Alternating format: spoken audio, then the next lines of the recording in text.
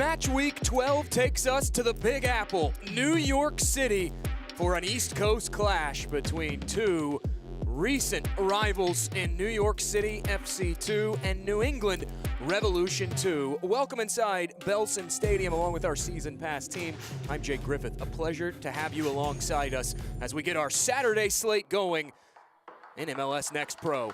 New England Revolution, they have been one of the stingiest defenses in MLS NEXT Pro this season. Third most clean sheets, but over these last handful of matches, 9 goals allowed in their last 4 contests. That plays in the hands of a high-flying NYC FC offense who come in having scored 24 goals on the campaign. That's second most among all MLS NEXT Pro teams.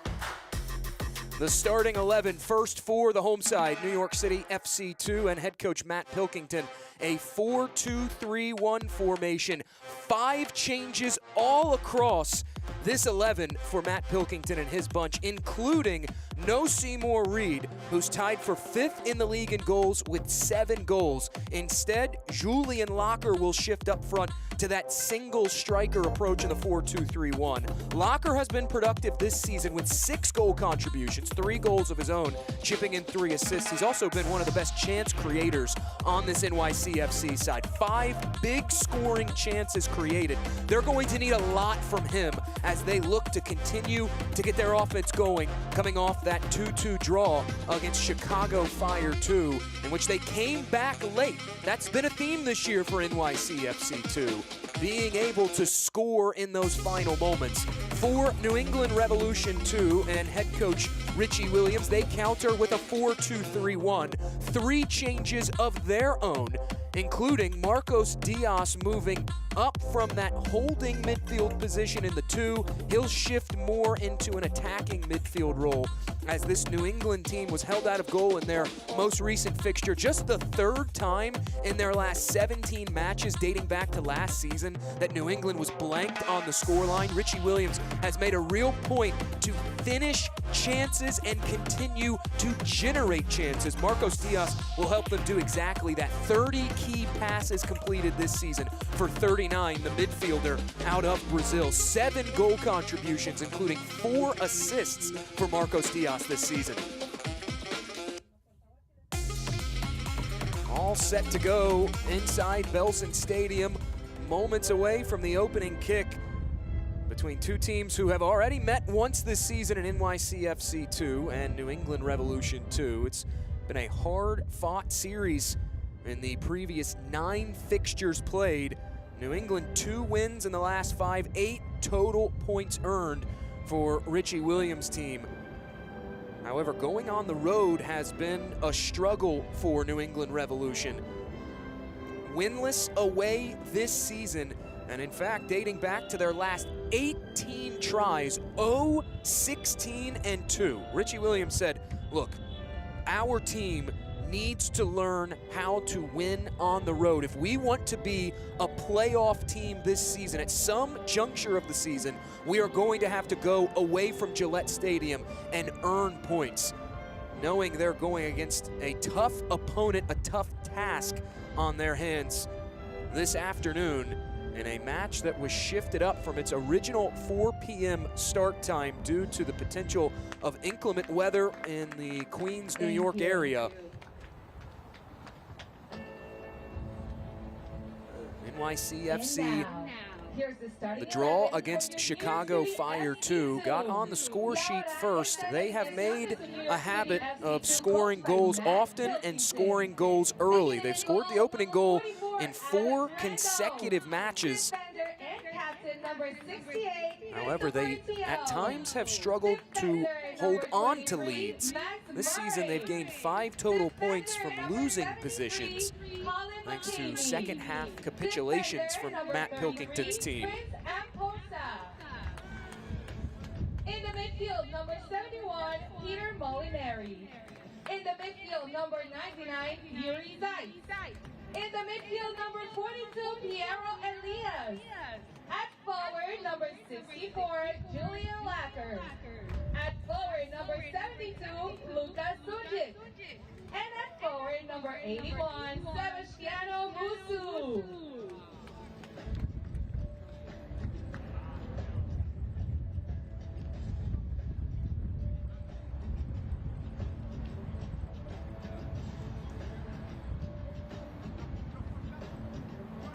England Revolution, New York City FC2, just moments away from kickoff.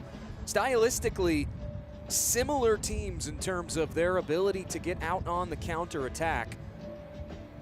Has all the makings of a track meet this afternoon at Belson Stadium. 6 counter goals scored by NYC FC2 this season. 8 goals scored by New England Revolution 2 in transition in 2025.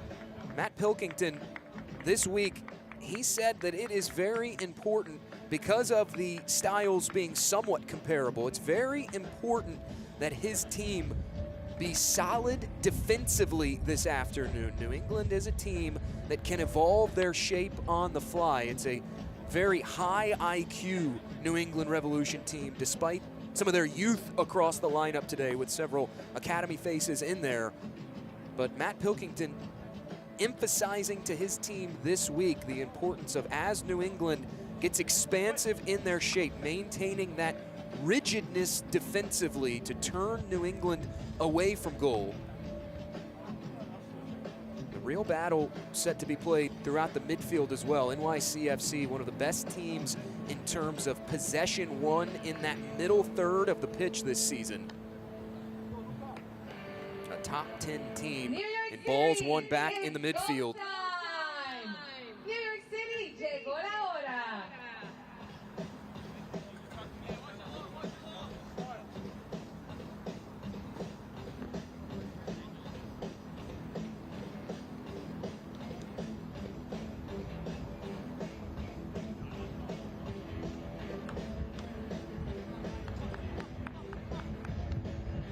Island Pexanar is our center referee.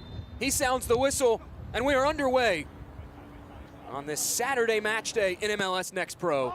Belson Stadium, the site, the home of the St. John's Red Storm, along with our Season Pass team. Jake Griffith, glad you're with us for what should be an exciting contest between New England in the blue, NYCFC in the all-white.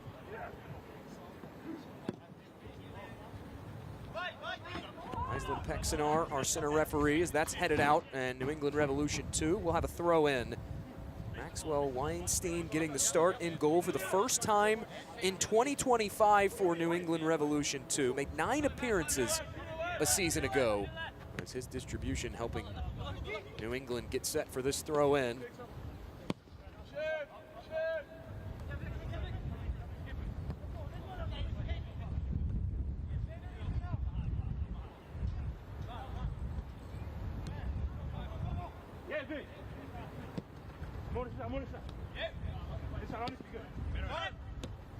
Colleen goes forward with it. Wanting Monis. Monis trying to turn it upfield. New England coming off that 1-0 loss at the hands of Eastern Conference table leaders Chattanooga FC. The goal scored by CFC in the 11th minute. It's all they needed, but New England, try as they might, just could not find the back of the net in that contest. 24 total shots in the 1-0 loss for Revolution 2. Richie Williams said, by far, it was our best game of the season. Well, Yearwath will nod this down over to Diaz.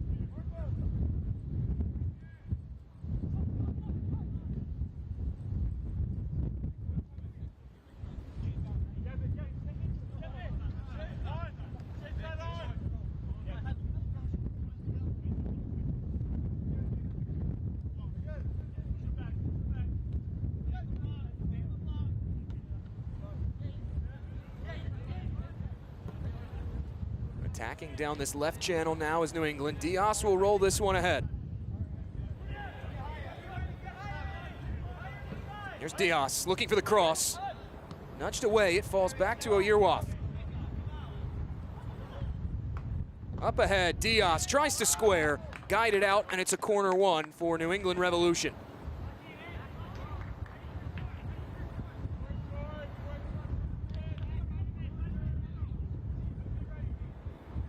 The wind gusting and the crowd mic seeing the corner flags blowing as Diaz gets this set. Wind gusts of up to 20 miles an hour today in Queens. Diaz steers this toward the back post, overhit, and it's out for a goal kick to Alex Rando. The former Virginia Cavalier getting the start in net for NYCFC. 7th start of 2025 for Rando.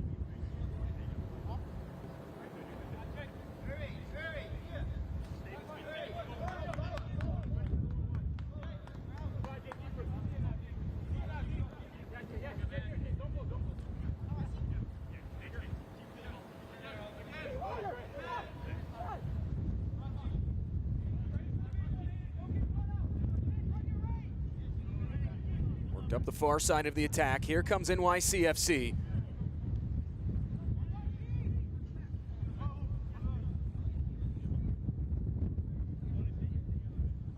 Got it back to McCamey now.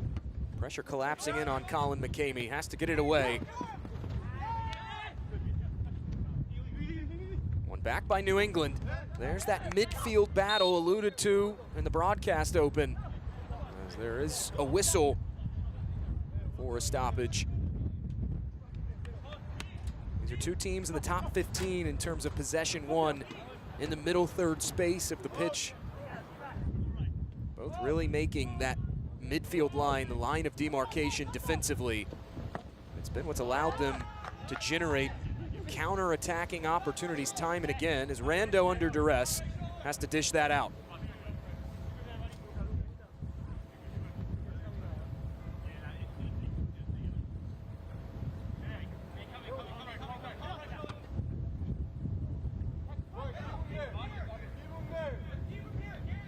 Looking back for Monis, couldn't find him. Change of possession will occur via the throw in.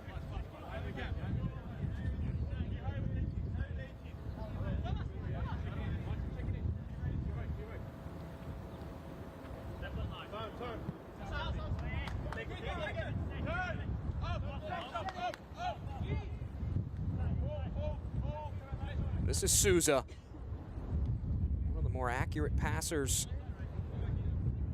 along that back for New England Revolution 2, completing nearly 60 accurate passes per match this season. As Darlene will chase that down and pick up the pieces.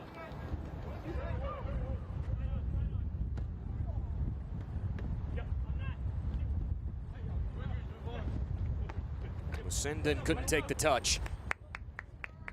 Out from a crowd comes NYCFC, racing forward with it. Sunic stuck in, battling with McIntosh, who gets the better of him in that battle. Now countering is NYCFC. Zeitz gives it up, Sunic, his cross. No one on the receiving end, and Weinstein will come out and claim that.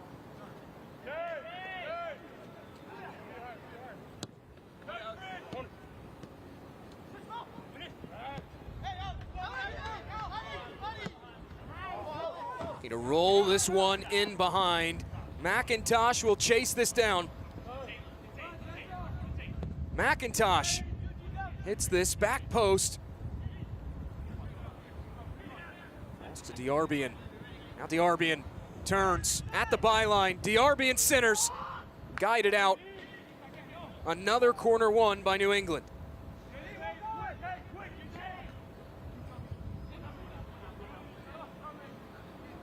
Just one corner goal for this season for New England Revolution 2. Who have found ways to generate set-piece opportunities on these corners this year. 9th most corners accumulated. Monis plays the short option in. It's Diaz.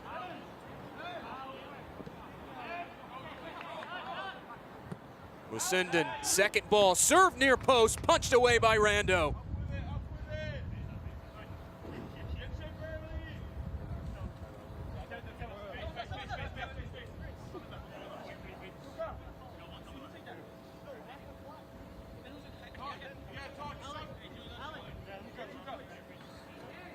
Mario McIntosh, the homegrown signing, will throw it in for New England to get play back underway. 14th New England Revolution Academy alum to sign a homegrown deal with this club. Did so back in January of this year. Cycled over around to Aiden Riley. Worked inside, Diaz. His cross blocked away.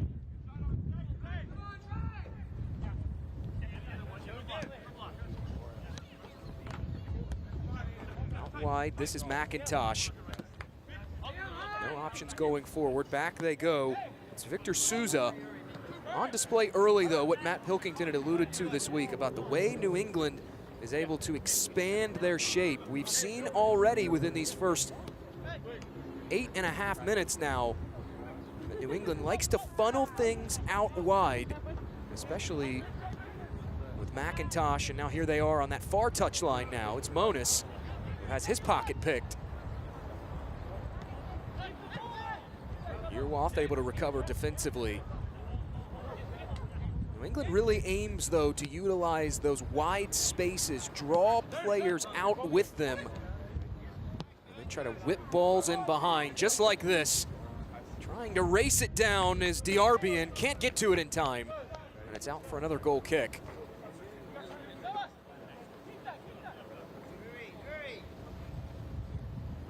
That is the importance defensively this afternoon for NYCFC, to not get drawn in, what Matt Pilkington was referring to, by New England. Instead, maintaining that shape in order to prevent balls in behind. New England, they can score in a hurry. 14 goals tallied this season. As we have a whistle, New England Revolution man taken down.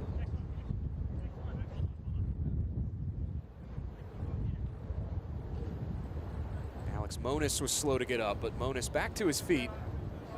This will give Gabe Dahlin a free kick for New England.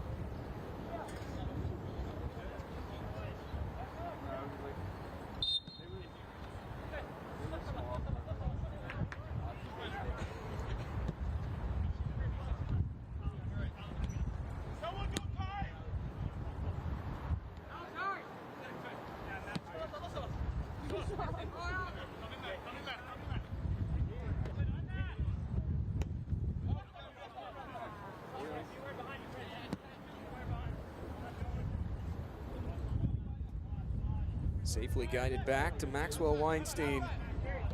First start for the 21-year-old out of Vermont since September 15th of last year against Orlando City B. 2 goals allowed in that contest. As Monis on it now, he'll cough it up.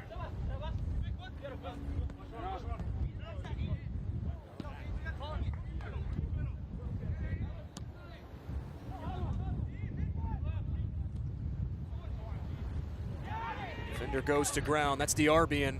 Guides that out of play. A throw awarded to NYCFC 2, which is quickly taken into Max Murray. Murray has become such a consistent face across this back line for NYCFC.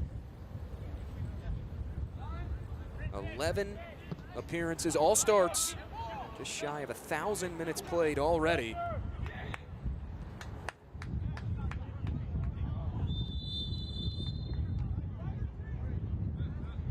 Now another whistle, this time the flag up. New England in an offside position.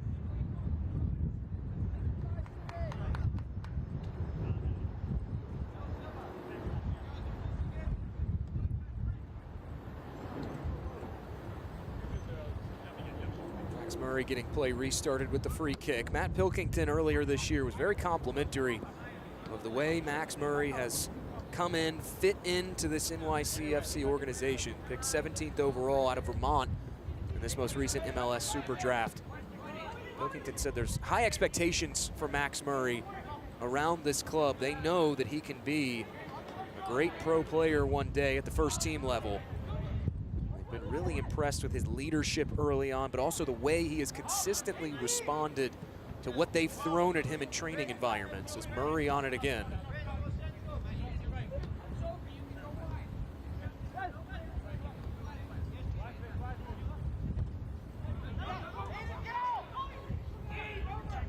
Attacking now is NYCFC.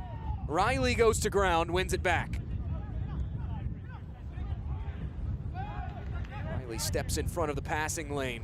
Another takeaway for NYCFC. Countering now. This cross whipped in, pleading for a handball, but they won't get it as it's cleared away.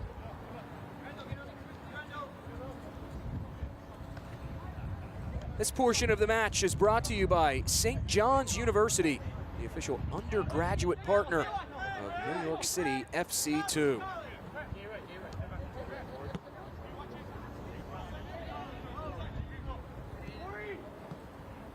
St. John's University, a great soccer history here in Queens for the Red Storm at the collegiate level. Produced pro players like Atani Oluwaseyi, former MLS NEXT Pro alumnus, now making his mark with Minnesota United at the first team level, as we have another whistle and a free kick awarded. The Big East as a whole, collegiately, very talented. You have Georgetown in that conference. Brian Weiss, who has guided the Hoyas to national championships with the nature of college realignment. Akron has found themselves in the Big East Conference now in men's soccer. They have a star on their crest.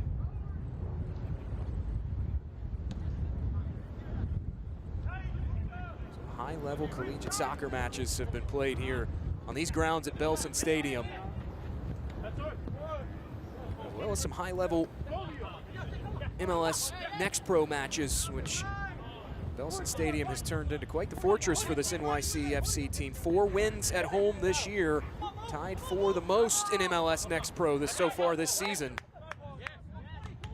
Change of possession will occur via the throw-in. New England quickly tosses it in to restart play.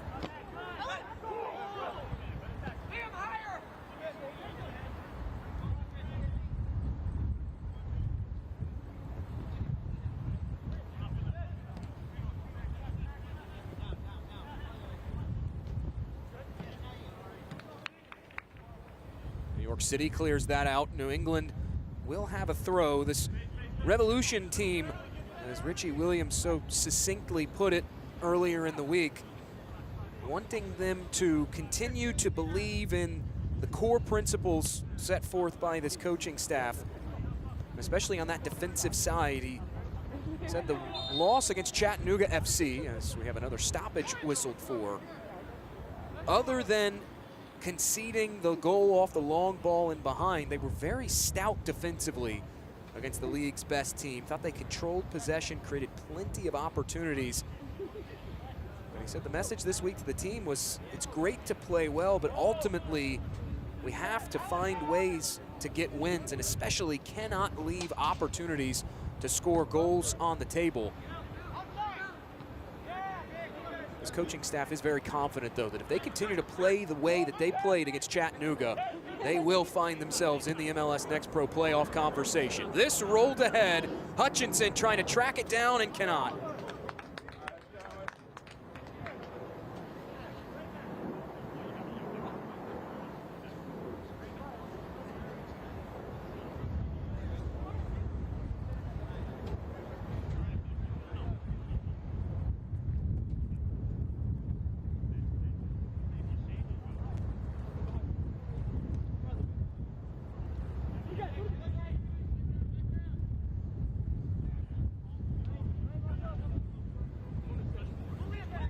Options going forward right now for NYC FC. New England, much like their opposition today, have emphasized the importance of staying firm defensively, showing a high line of aggressiveness early on.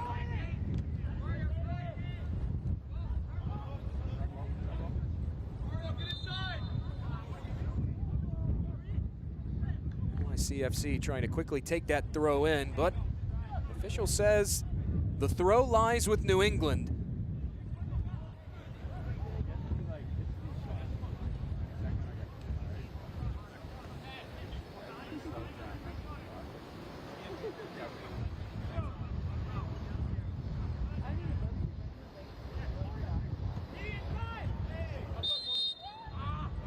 Now another whistle. New York City FC defender had gone down behind the play.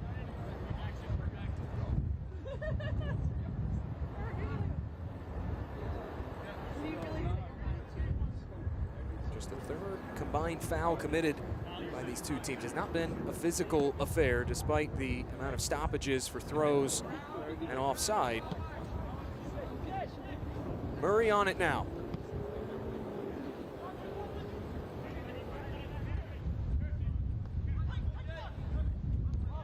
Here's Molinari in the middle. Back up to Colin McCamey, the former Northwestern Wildcat, picked 54th overall in the 2025 Super Draft. Matt Pilkington this week lauding the play of Colin McCamey, who has appeared in all 13 of NYCFC's matches this season. It's a long ball over the top. Just out of the reach, and it will be a goal kick awarded to Weinstein and New England Revolution. But on the subject of Colin McCamey, Matt Pilkington said he is a player who can break the game up and help them build out from the back. And much like his back line mate in Max Murray, Pilkington said the same thing about the way Colin McCamey has responded to what they've thrown at him in training.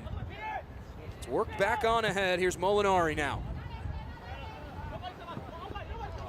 Lifted out wide. Musu caught in an offside position. Sebastian Musu, the rookie out of Manhattan, an off-season signing.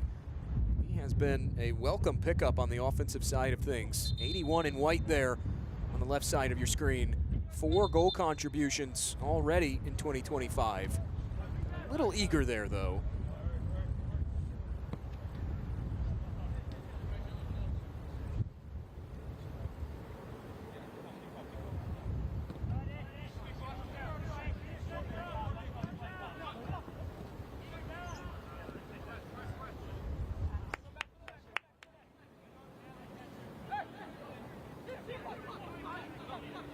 For a Revs throw in over on that far touchline.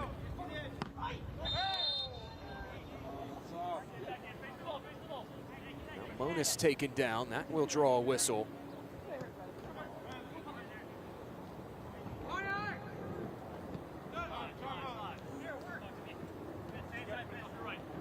Here's Musenden.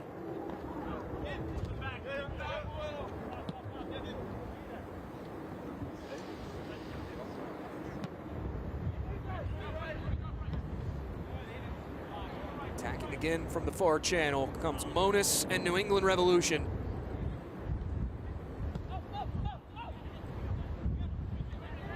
Musenden has to give it up, gets it right back. His pass, though, cut out. Now a transition opportunity for NYCFC. Thumped back further clear.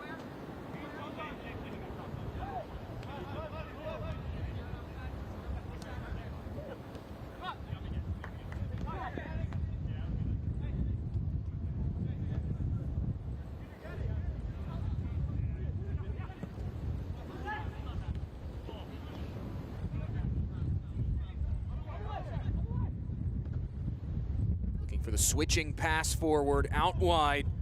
Sunic able to pull that ball in.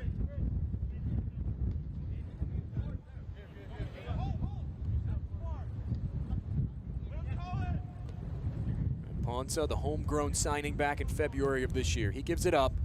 Worked out wide. It's Max Murray. Murray rolls it up the far touchline. This cross whipped in, falling through, cleared away. Now hacked further clear by Monis. Mario McIntosh just able to step in front of that cross. Back on it again is Sunic and NYCFC. Too heavy of a touch there for Sunic. New England looking to break out from their end of things. This is Liam Butts. 5 goals this season for Butts. Monis and McIntosh not on the same page there.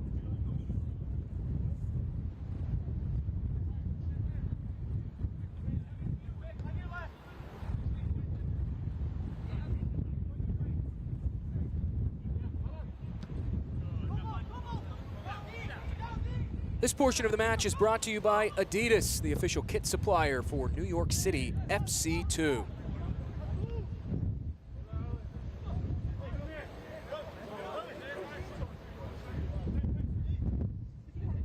NYCFC will have this throw in. Found Elias initially, but won back by New England. Eventually trickling into the hands of Alex Rando.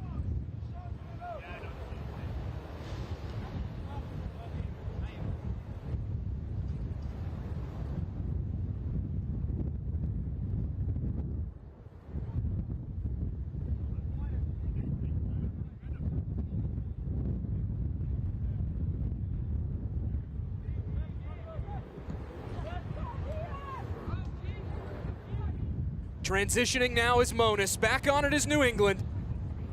That cross lifted in, over hit, and out.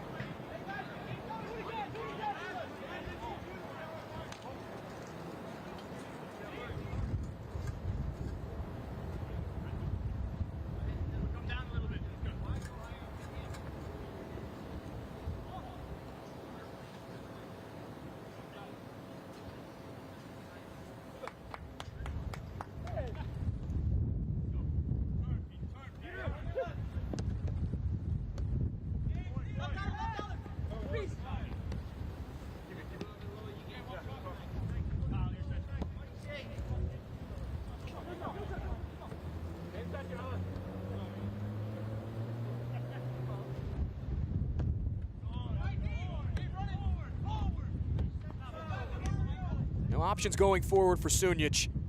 He'll give this back to Mpansa.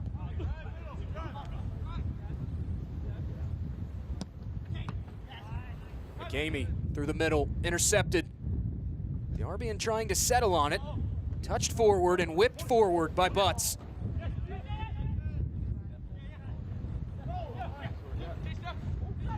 What had been, I should say, a relatively free-flowing game between these two explosive offenses has devolved into more of a muck-it-up mindset in that midfield. Both teams really struggling right now to get through that middle third. Somewhat to be expected, though, in a clash of two of the best teams in terms of controlling possession in that midfield.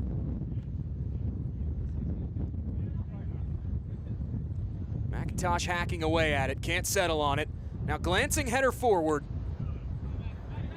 Murray comes in for the emergency clearance. Monis goes down, wanted a whistle, won't get it. Mosinden steps in front, wins it back.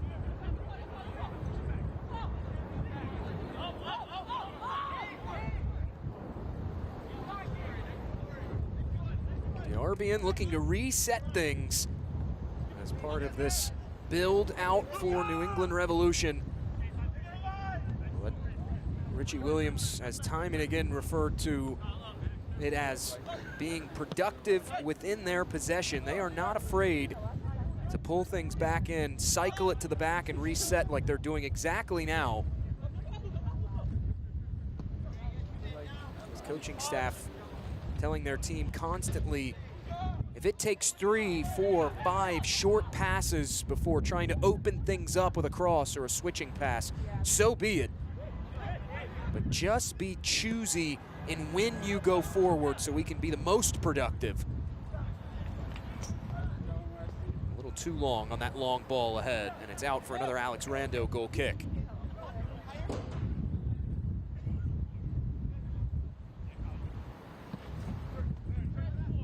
NYCFC and their head coach Matt Pilkington emphasizing the importance of being stout and solid defensively in terms of maintaining that rigidness of their shape, and they, coming up on this half hour, have done a good job of that, frustrating New England. This match still searching for not just its first shot on target, but first shot overall as we approach the 30-minute mark.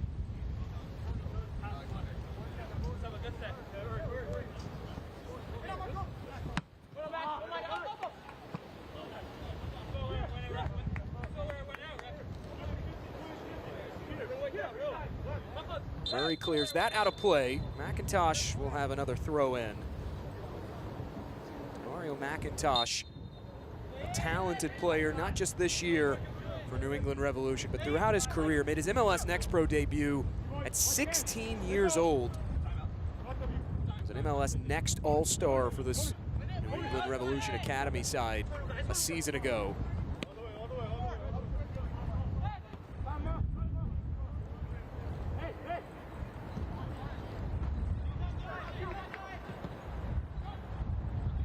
England's pass forward, deflected away. It falls to Max Murray.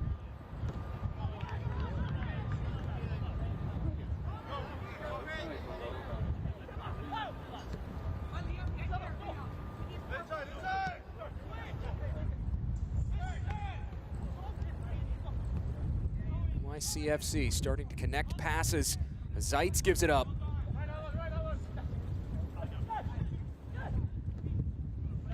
Have to steer it around to Mpansa, the former Wake Forest Demon Deacon.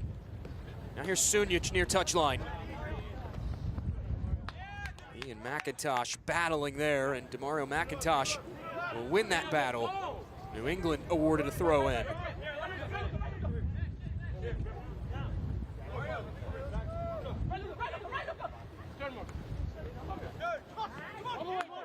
Throw-in finds Diaz.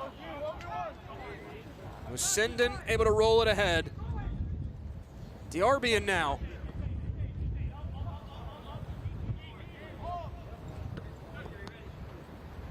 Riley works it ahead. Musindon has to give it up.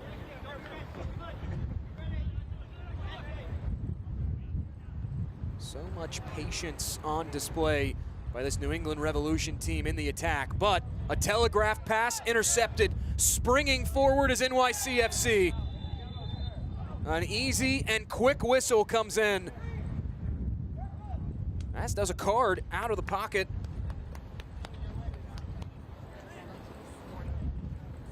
Aiden Riley will go into the book as Iselin Pexanar shows him yellow for that challenge applied on NYCFC. Keep an eye on the right side of your screen right here. Riley had got caught in a bad spot defensively, was chasing, and just tried a little too hard to muscle the man off the ball.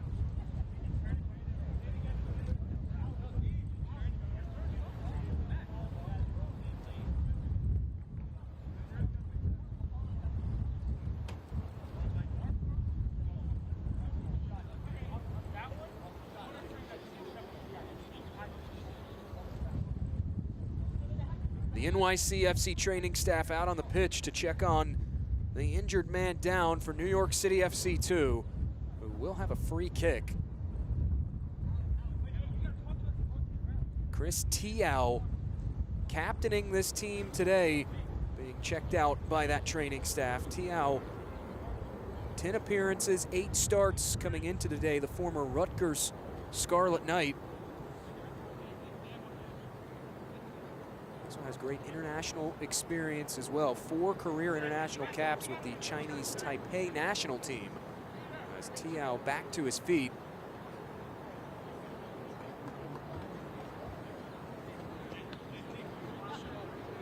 Tiao went down hard on this turf surface following the challenge, as he now on the opposite side of that far touchline, just going through the protocol to make sure he's still good to go.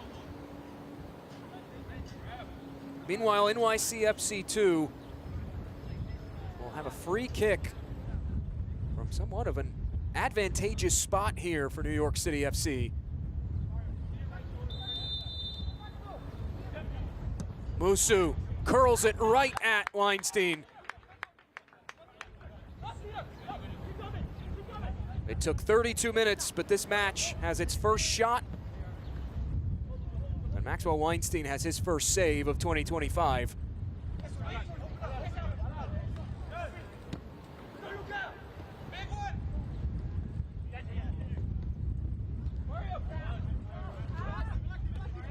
There's McIntosh. Butts has it now for New England. Hounded by 3 white shirts of NYCFC and hounded into a turnover.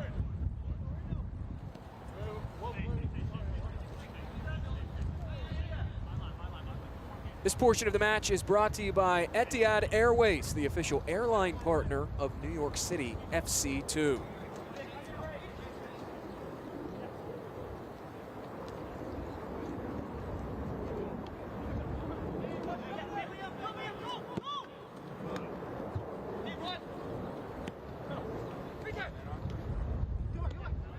Ponce corrals this back in. As much emphasis as NYCFC placed on their defensive side, New England did so as well coming into this match. Utilizing that defensive shape to limit the options going forward right now for NYCFC. It's also prevented them from getting on the counterattack like they like. But here they are again. Here's Musu. Works it out wide. Laid off and Ponsa. His cross, nodded back in, touch toward goal. And again, Weinstein is there to make the save. Action starting to pick up now for NYCFC in the later stages of this first half. Dangerous in front. It's Uriel Zeitz, the Maryland native. Now quickly on the other end, Diaz leading the way. It's Diaz, fires it wide.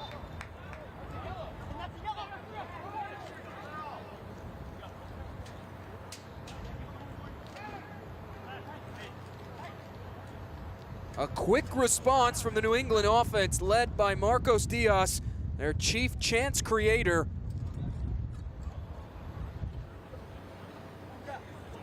There is a New England man down following that shot attempt for Revolution 2. And it is Marcos Diaz who was slow to get up. Right there in the middle of your screen, you can see him walking very gingerly.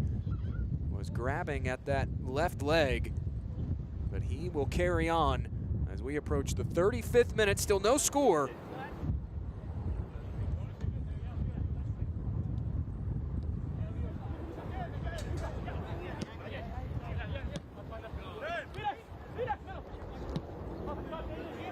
Trying to turn this upfield is Molinari. Now Locker. To give it up, flag will come up. And it will be a throw in for NYCFC, quickly taken in to Julian Locker.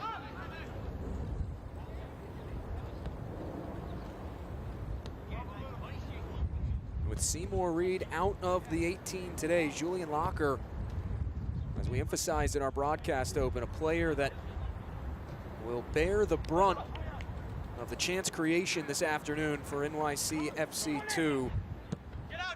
5 big scoring chances generated for 64 in white as it's worked over to Luka Sunic.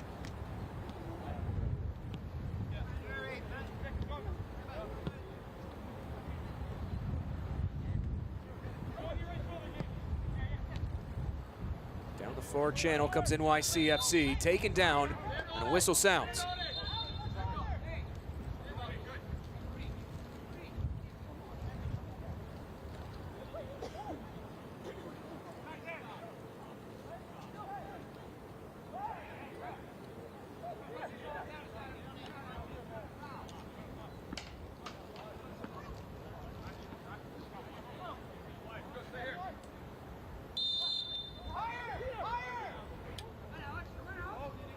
There's Tiao back on the pitch, gets things back underway as it's swung over to Mpansa.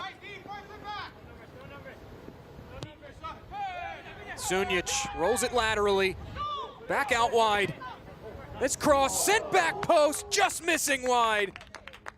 Piero Elias very nearly finding goal number 3 of the season. Good inside-outside passing work for NYCFC to create that space for Elias.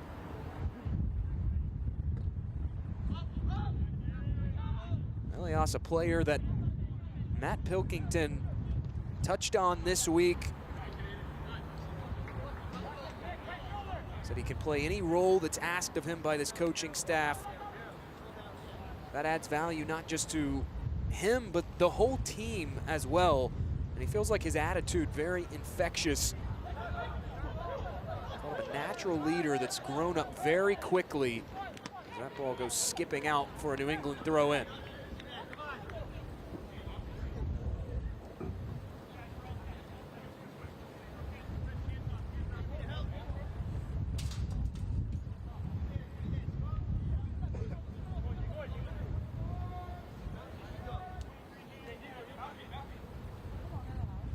Up on the tail end of this first half, 3 shots for NYCFC, including 2 on target.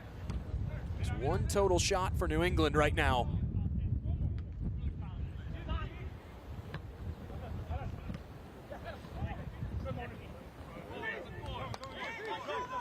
And Ponsa whips this ahead.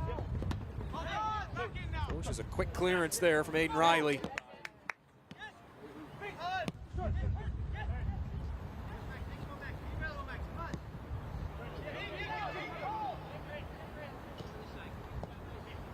Both these teams spent the first 20+ minutes in that feeling out process because of the similar stylistic natures in terms of wanting to be on the ball, the shape, the way they approach the game. Took some time, but New York starting to figure out the spaces in this New England defense, and that has allowed them to grab a hold of the advantage in possession, up to 53% possession. These last 5 to 7 minutes have largely been dominated by NYCFC. This ball whipped in. Revs 2 were looking for a flag from the far AR, and they get it, offside.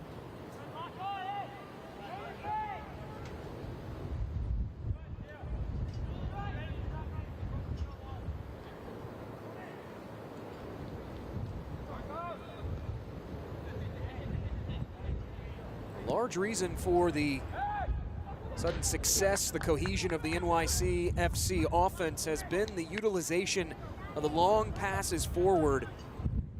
So far, 20 long balls completed in open play. That's allowed them to soften up this back line of New England Revolution and start to find spaces. As Zeitz on it. Zeitz will draw a whistle, and this will be another free kick.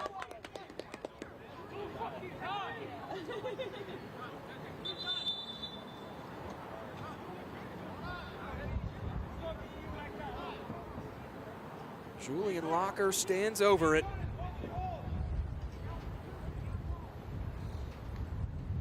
NYCFC have not had the success this season on set pieces that Matt Pilkington has been looking for. It said this week he wanted to see them be a bit more decisive on their set piece chance creation and set piece finishing. Majority of their goals coming from open play this season. They do have the one corner goal for, but no free kick goals converted.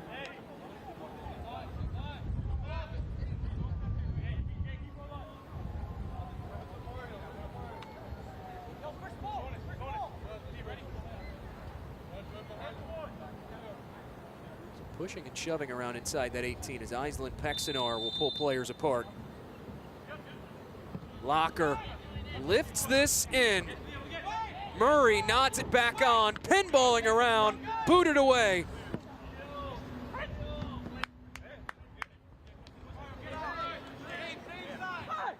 Ponsa has the throw for NYCFC, starting to assert themselves as this second half has continued on.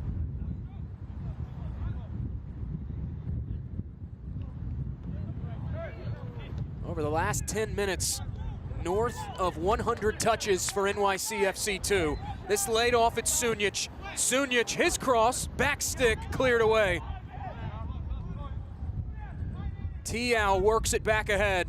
Now Tiao gets it back. And his shot blocked. Diarbian looking to break New England out. His pass back to Diaz, too casual. Intercepted.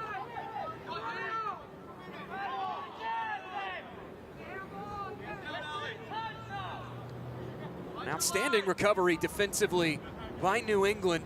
That transition for NYCFC, their bread and butter, 6 counter goals scored. We're progressing nicely in toward that final third.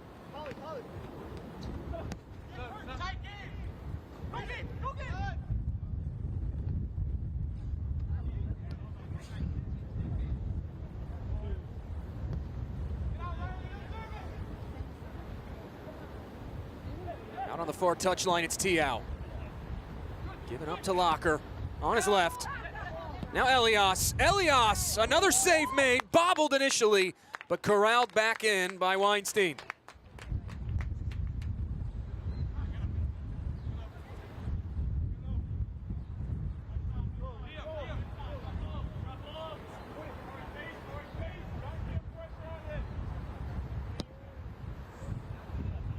Maxwell Weinstein clears this forward. New England's offense has been held in check for the duration so far of this first half, but now rolled in toward goal, a dangerous clearance, parried away by Rando. Very nearly a costly mistake for Max Murray. Diarbian just racing in down behind, right at the feet of Murray, who tried to clear this away, didn't square his hips enough. Instead, deflecting that ball right back at his own keeper.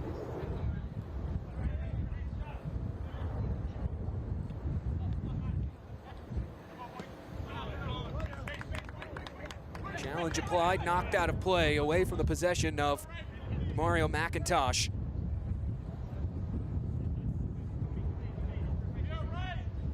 Long throw from McIntosh finds Butts, again cleared out. This time, though, it will be a change of possession for an NYCFC throw-in.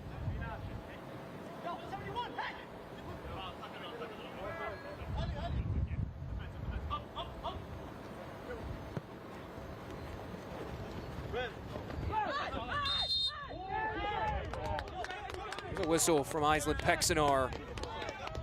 As Ariel Zeitz taken down on the near side.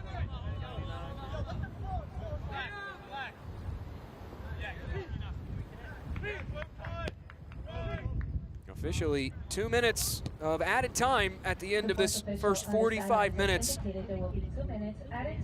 Despite the so far 0-0 scoreline, the last 10 minutes have largely been dominated by NYCFC2, controlling the possession, controlling the tempo, and as a result, they've been able to generate 5 shots, 3 of which have found their way on target.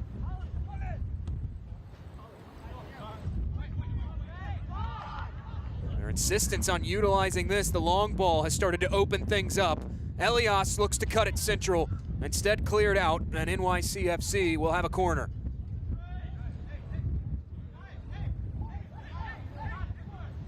First corner of the afternoon for New York City FC2.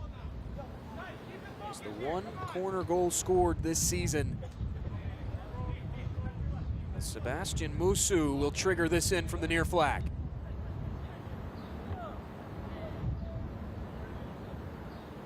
Musu drives this in, cleared away by New England.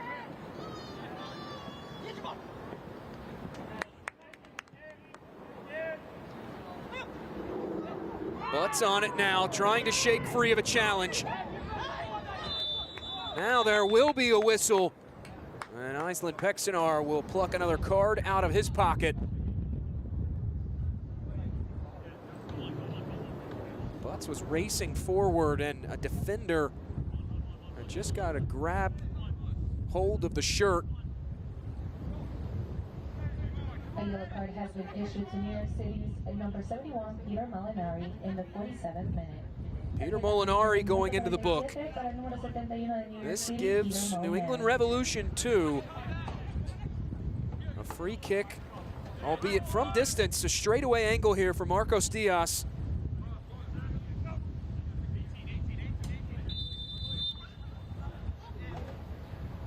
Diaz lobs this toward goal. Couldn't place it on the target, and the whistle for halftime sounds. After 1/2 of play, it's a hard-fought 45 minutes in the books. Despite 3 shots on target from NYCFC2, no one finding the back of the net through the first half of play. Our score at the half, 0-0 between NYCFC and New England Revolution. We'll be right back with a full halftime show after our first break.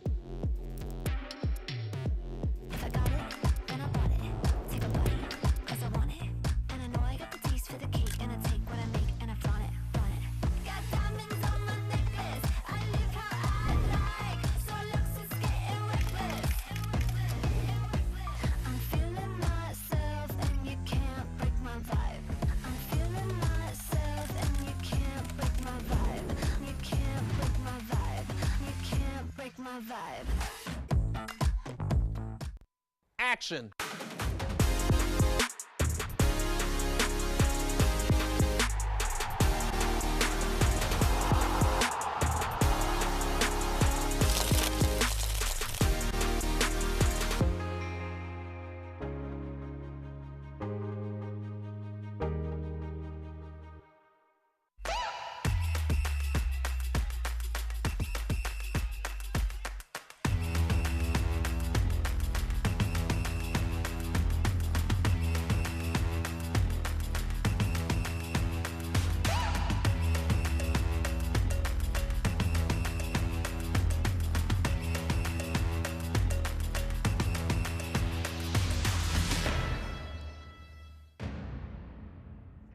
Back in New York, first half highlights and a look at our upcoming schedule are later. But first, April Murray Aguilar headed to North Carolina to visit with U.S. Soccer Hall of Famer and North Carolina native son, Eddie Pope.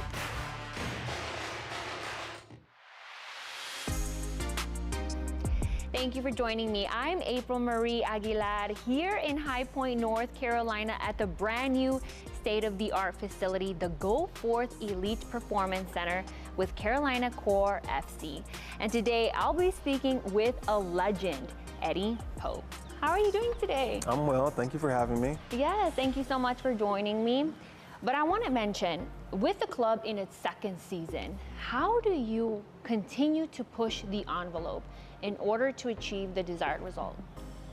It's just working every day, working hard every day, making sure the players are working hard every day. I'm trying to make sure that we look a little bit before, a little bit beyond, the next day and the next day, try to have a little bit of a vision, setting goals that are out in front of us, trying to achieve those goals, making sure the players are achieving those goals, as well as the coaching staff. Mm-hmm.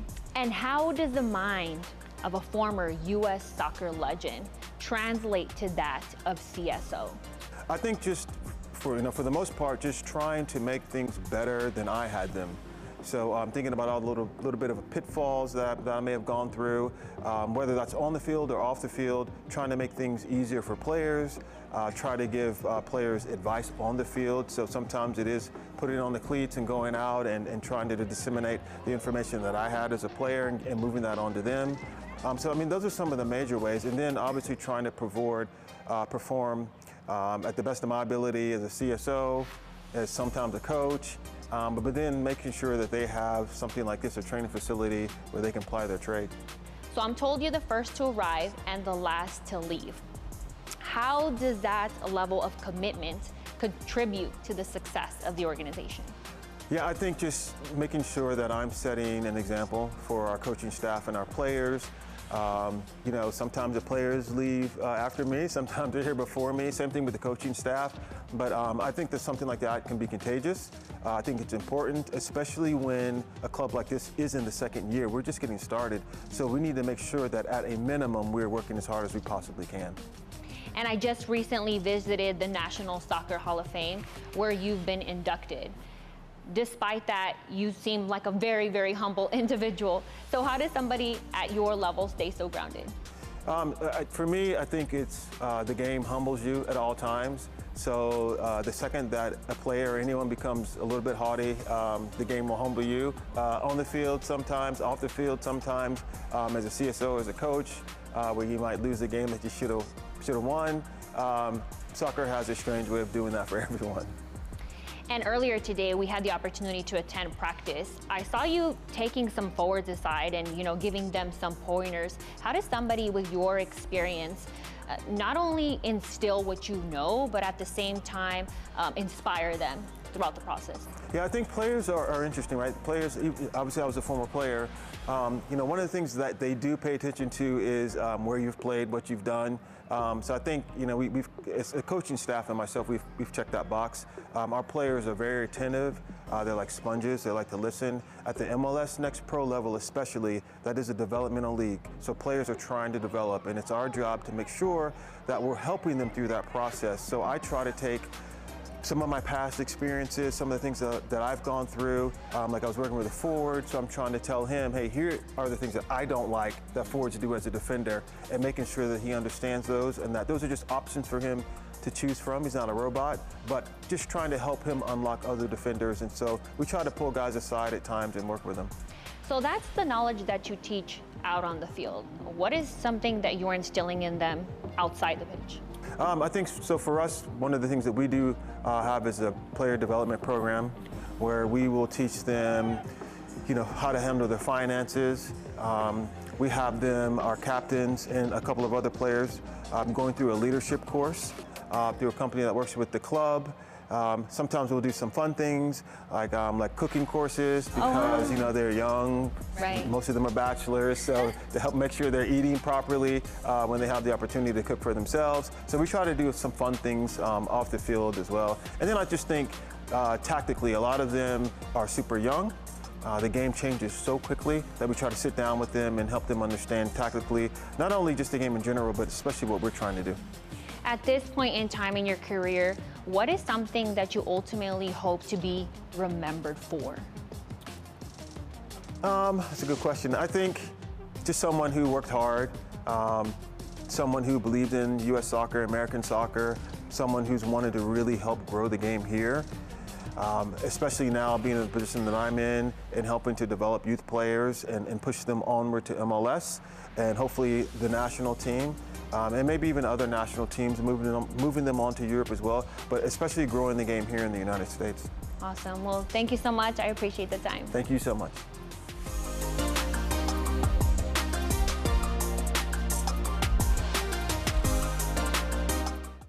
Action.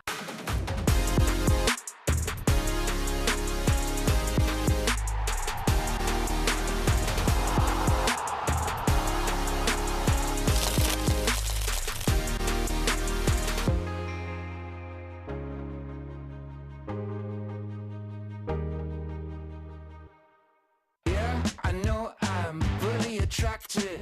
I'm hanging on like a fridge to a magnet. It's a jigsaw with all the right pieces. You and me, we go good together. You and I go good together. You and I, we go good together. We go good together.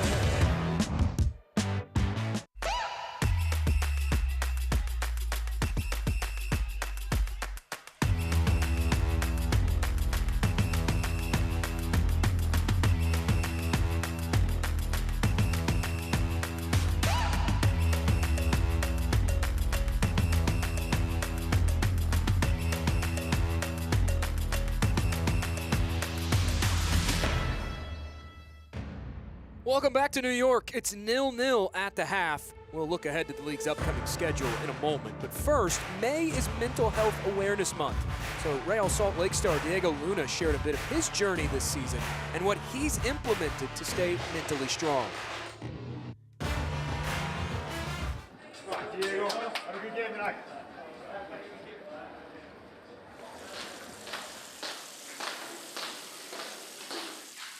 Throughout this year, my performance has not been where it's supposed to be. And I think a lot of that had to do with where my head was at and the things I was dealing with. I started with a therapist. That notebook just has everything we've been working on with my therapist. It has affirmations, breathing exercises, power poses, things to just think about to get your mind in the right place. From there, it's just been good. Like, I've just felt better. I've been able to just be myself, enjoy the game more, and I think that notebook is going to continue to help me. Of course, I have my affirmations here, and I just read them in order down through the whole page, and there's not really one that, sticks out to you, but it's all just about getting your mind in the right place and realizing how blessed you are and that you're okay no matter what. I have what it takes to create the life I want. I am successful. I am talented. Money flows well in my life. I'm healthy and strong. I'm healing all areas of my life. Everything always works out for the best. Remember to stay positive.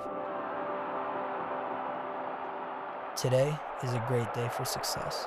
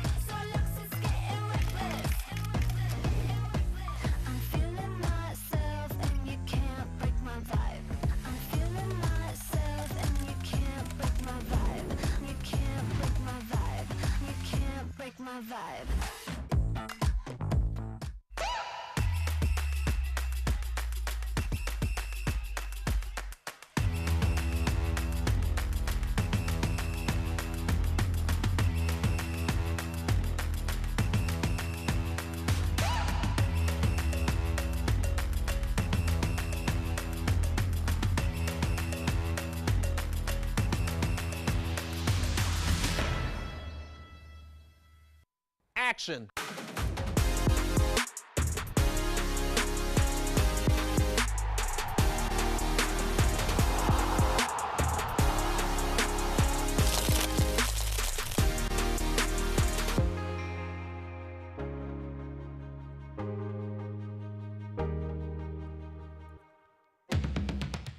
Halftime continues on in Queens, New York, 0-0 through 45 minutes of play.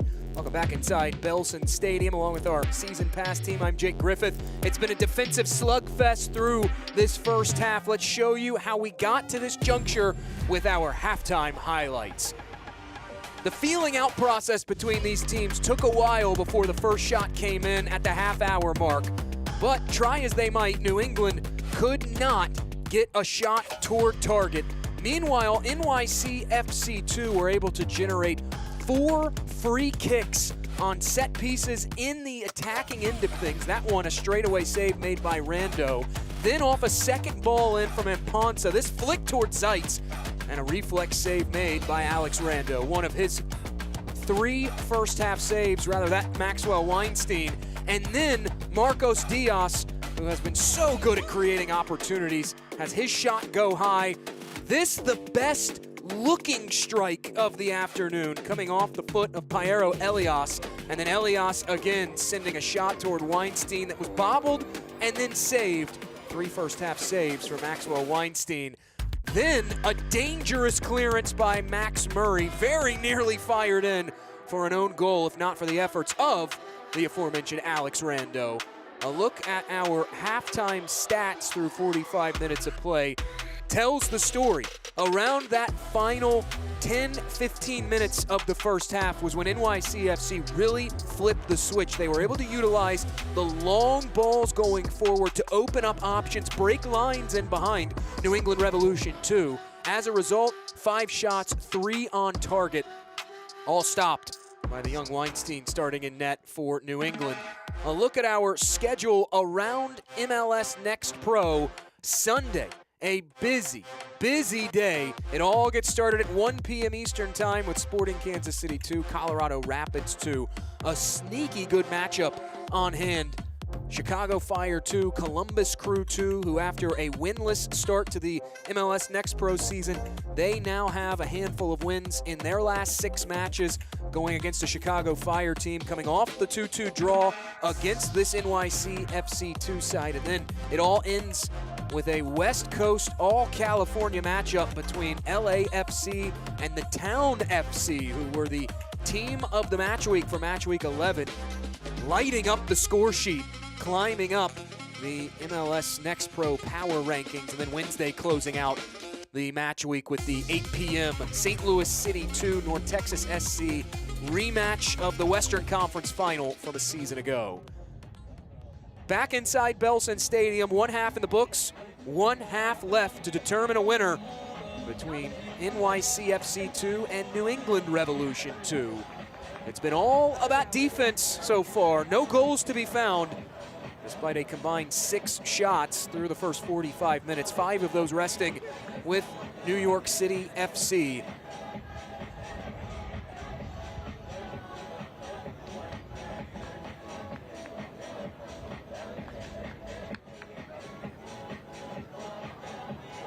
NYCFC had made a commitment to maintaining that defensive shape, trying to stymie New England on the counterattack, and they have done exactly that. It has led to them sitting in possession for 56% to 43, make that 44 advantage in that first half of play.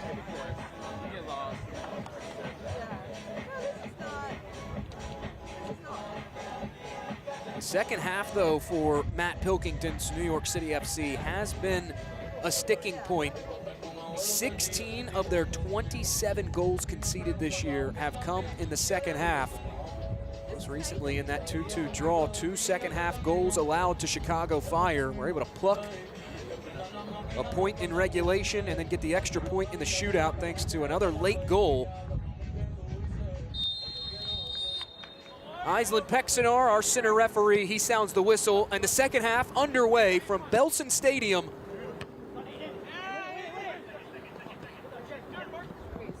have you along with our season pass crew, Jake Griffith. NYCFC in the white, New England in the blue. Building from the back was something that became a consistent theme for NYCFC over the course of that first 45 minutes. Ariel Zeitz taken down, and that will draw a free kick for NYCFC. New England Revolution making one change. Joshua Partal will come on as Alex Monis. His day is done through 45 minutes. Partal, the 18-year-old Revs Academy man, signed to Stanford for his collegiate days.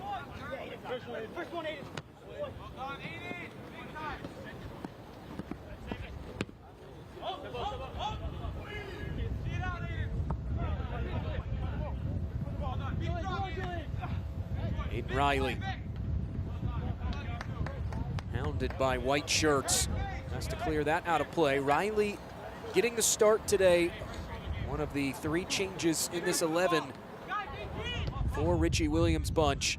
Typically that spot on the outside across the back 4 occupied by Hesron Berry, former All-Horizon League performer. Had a yellow card shown to Berry as that steered back toward goal and out. Yellow card shown to Berry in New England's most recent fixture against Chattanooga. And with card accumulation, Hesron Berry missing today's match. The young Aiden Riley, though, just his 2nd appearance of the season. He's played well on the outside. Glancing header on for Butts, nudged away by NYCFC.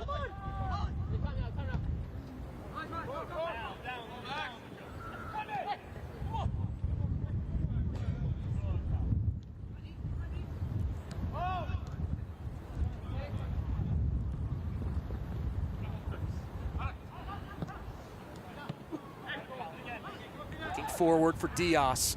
Can't corral that ball in, and it rolls across the touchline for an Allen Oyirwa throw in. A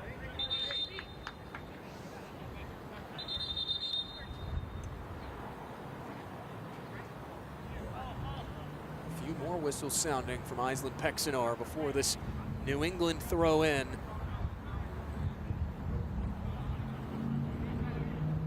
McIntosh. Long throw headed away, but it falls to Partal.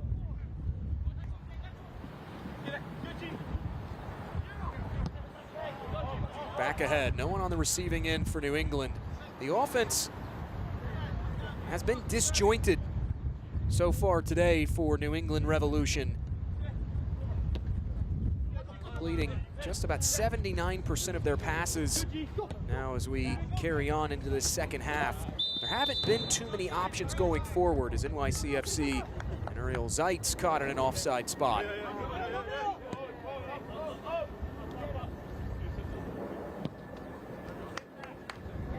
In that first half, New England did not generate a lot of attacks down the right-hand flank. Albeit New England didn't have that many attacks to begin with, period, but Richie Williams had said he wanted to see more attacking options down the right-hand side in this match as it's worked over to Diarbian now. Diarbian cuts to his right, parried away by Rando. The rebound fired toward goal and fiddled wide.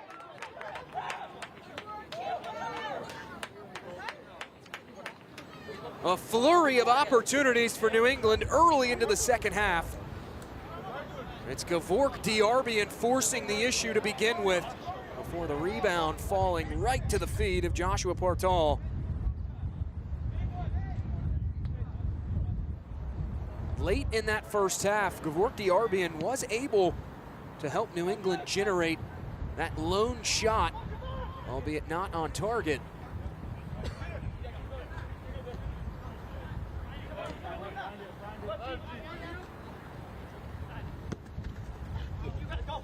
Murray rolls this ahead to Tiao.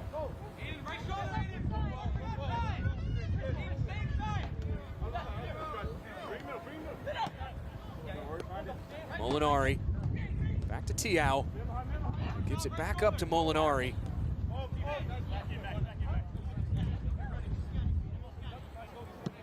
makes this New York City FC side so dangerous to face off against as this slipped back through. Falls to the feet of McIntosh, now looking for the clearance. They have principles on the attacking side, but Matt Pilkington, time and again this season, has reiterated that they don't necessarily stick to just one tactical philosophy. They approach the game, they play essentially on a match-by-match basis, stylistically. It's based on the tone, and their style can evolve. He said whether that's pressing to regain, blocking to trap, just however we can win the ball back, as they've won it back now, worked on to Zeitz. This is Locker, flanked by Tiao. Now Tiao stands up across, falling through the 18. Weinstein trying to lunge away at it, and this will draw a whistle from Pexenar.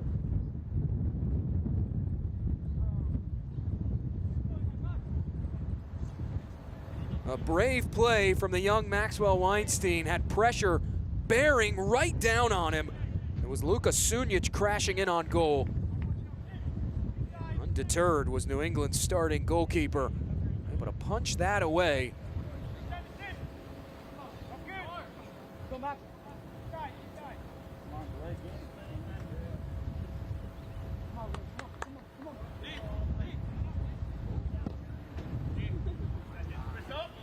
Cleared back ahead, play resumes after the stoppage. As Tiao will watch that roll out. Will be an NYCFC throw in.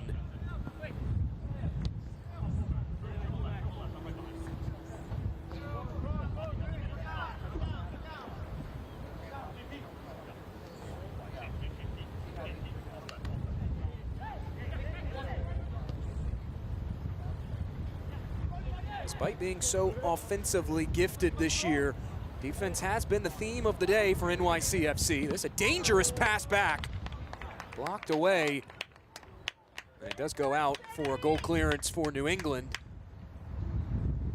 After that loss earlier this year against Red Bull New York in the Hudson River Derby, Matt Pilkington had said that how this NYCFC team defends the box collectively must improve.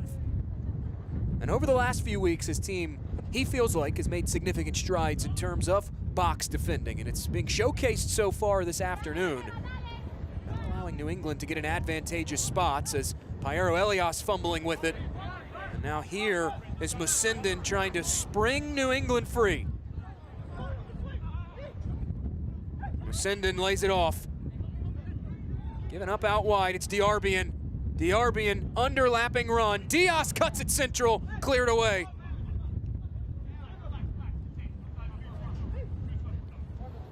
Still on it is Diaz.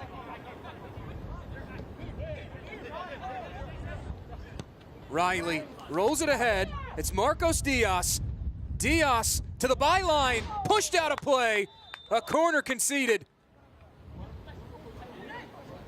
And no, the flag up from the far assistant referee. New England just in an offside spot.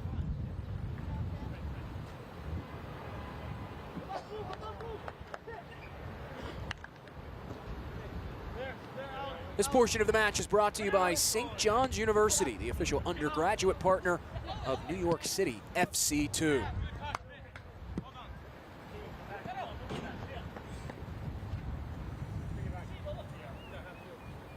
Tiao will have another throw in for NYCFC.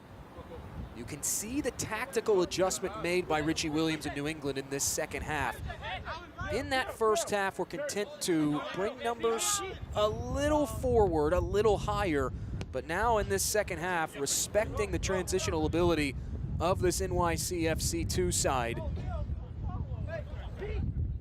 Still throwing numbers up forward, but maintaining that line defensively, trying to prevent any breakdowns in behind. Thanks to 29 long balls completed during open play in this match from NYCFC. They have started to find some spaces out wide. Here's McCamey, looks to roll it in, cleared away by Dahlin. McCamey back on it. Musindin trying to muscle him off, still McCamey here. Inside Musu. Musu's cut back, cleared away.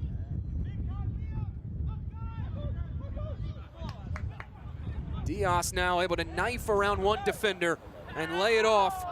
Miscommunication between teammates, plenty of options going ahead. And now transitioning is NYCFC.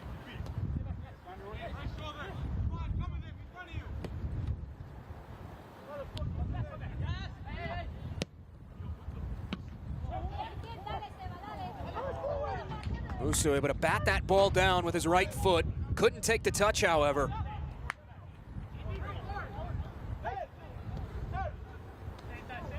Worked on to Diaz. Diaz trying to play butts through and does. But the flag up again, much to the dismay of Liam Butts.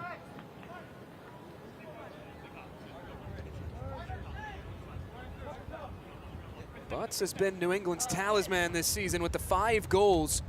The team leader in shots on target per 90 minutes. They have not been able to get Liam Butts going in this contest. So far held to 0 total shots.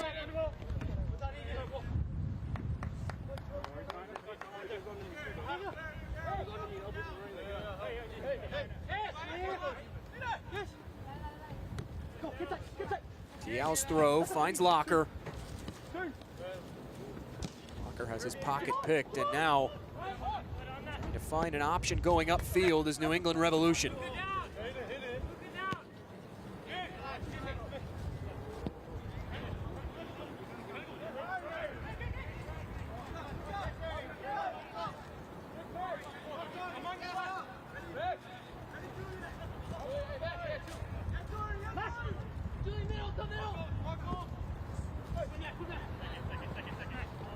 Pass lifted ahead. Again, another whistle will bring a stoppage to this match.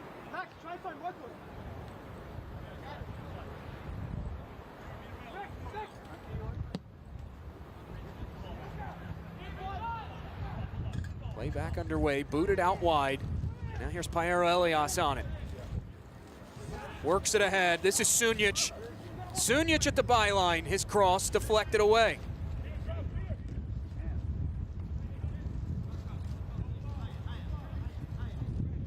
England struggling at the moment to just clear the lines.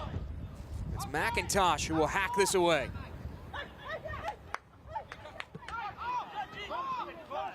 Butts weaves through a crowd, gives it up. Diarbian turns on the Jets. Now Diarbian tries to cut to his right. Well defended by Tiao. What a recovery. Diarbian cuts back inside, rolls it central. Hugging that near post was Alex Rando as Chris Tiao stays down.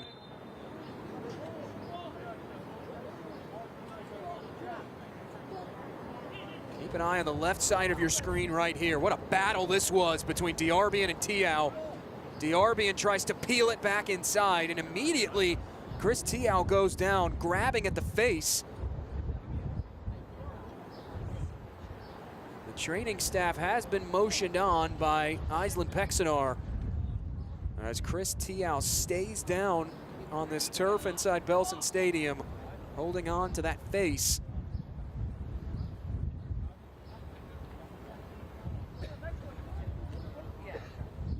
It's the second time today we've seen Chris Tiao suffer a challenge that has kept him down for a significant portion. Tiao, the former Red Bull New York Academy product, spent 2017 through 2019 with the Red Bull New York organization. He's seen both sides of this Hudson River Derby. 63 career appearances collegiately during his time at Rutgers, part of the 2022 Big Ten All-Tournament team. As Gavork Diarbian, show of good sportsmanship, will also go over and check on Chris Tiao.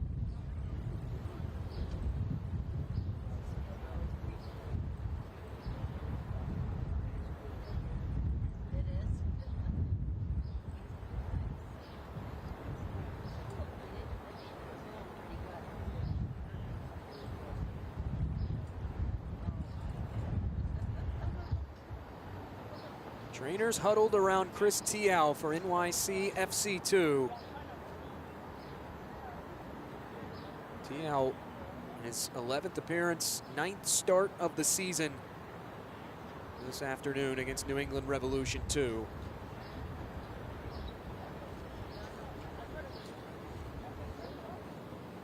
Matt Pilkington has talked about consistency in the lineup so much this season, and Chris Tiao has been a big portion of that consistency. Not just your average defender either. He can chip in on the offensive side, 2 goal contributions.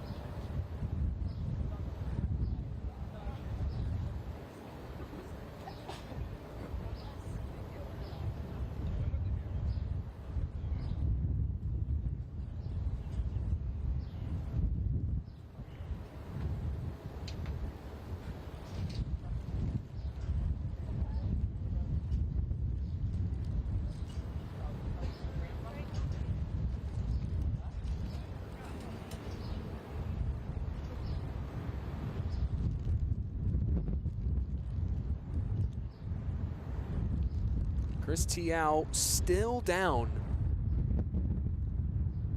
Has not even set back up in that huddle, that mass of trainers checking on him.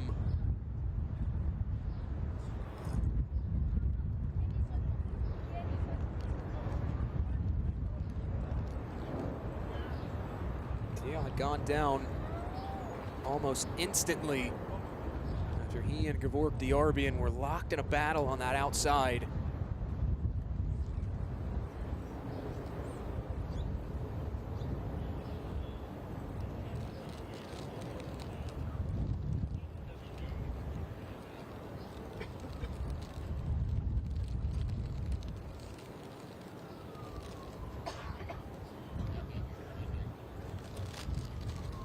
As a result of the Tiao injury, NYC FC preparing to make a change.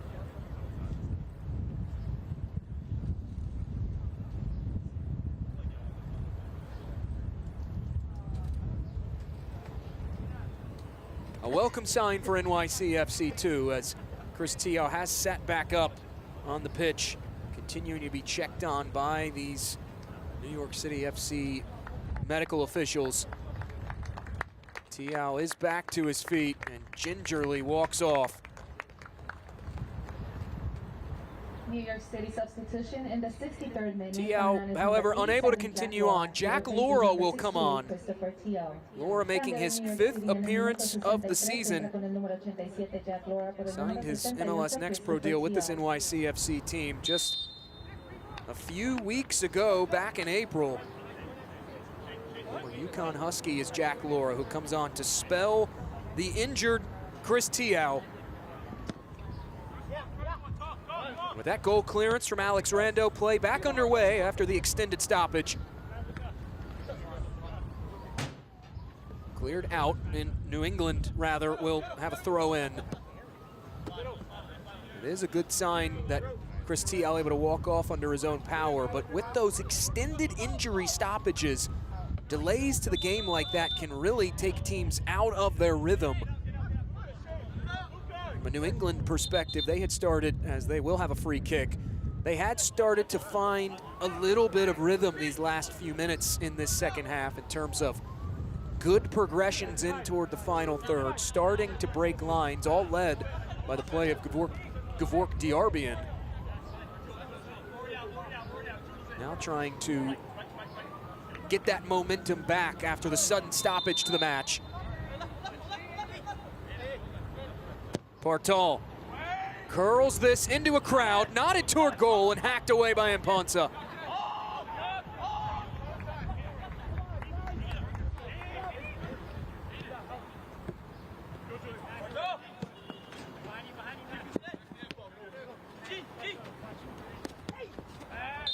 A final 15 minutes of the first half, largely controlled by NYCFC. It's been a different story in these first 15 minutes of the second half. New England Revolution pushing for their opening goal. 2 shots, one of those has found their way on target since the clock turned over to the second 45 minutes for New England.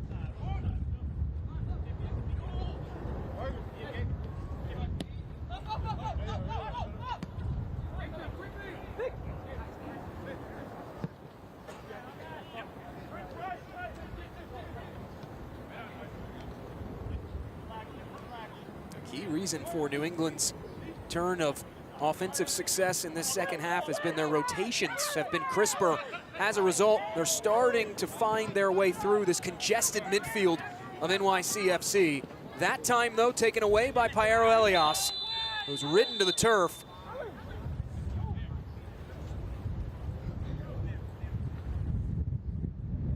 So many positive things said by Matt Pilkington this week about Piero Elias, one of the longest serving players on this NYC FC2 side. This portion of the match is brought to you by Adidas, the official kit supplier for New York City FC2. Pilkington said that because of the time that Elias has spent in this organization, he's familiar top to bottom, not just with the second team environment, but the first team as well. The expectations of the organization, the core pillars of what they look for in a player, how they expect players to attack games and training sessions. That has resulted in him growing as a leader as well, in Pilkington's opinion.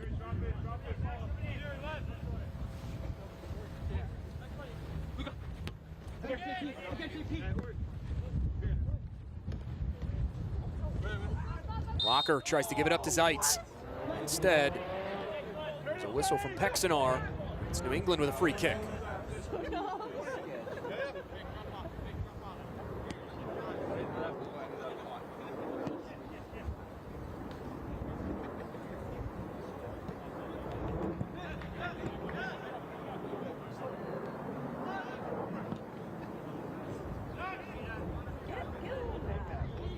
Rebs trying to stretch things out with the goalkeeper distribution. Instead, won back by Jack Laura. McCamey fumbling with it at the back. Some issues here for NYCFC. Forces an emergency clearance away by Rando. More whistles as Elias again taken down, that time by McIntosh.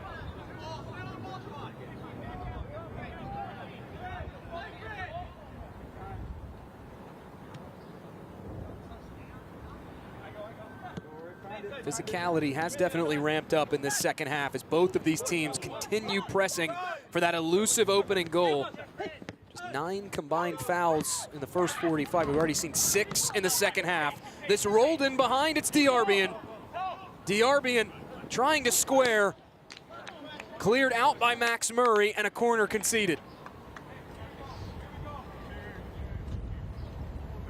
Third corner of the afternoon for New England Revolution 2, who did score off a corner the last time these teams met at the end of April. Your offense isn't getting going. One good way to try to get it going. Set piece opportunities. Partal lifts this in a crowd, headed down and out, consecutive corners coming.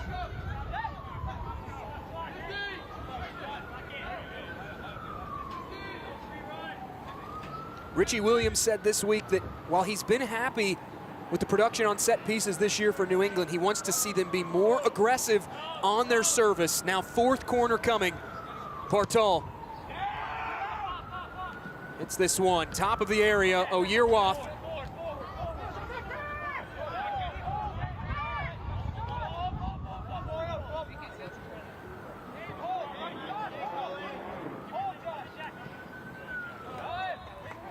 Victor Souza gave it up, back to Oyerwath. Looking for options ahead. Musindon out wide. A little too casual with that pass was Musindon. It's won back though by New England. The passing has not been as crisp today as this New England coaching staff would like. On the season, completing north of 82% of their passes. In this match though, less than 79% as the throw in quickly in.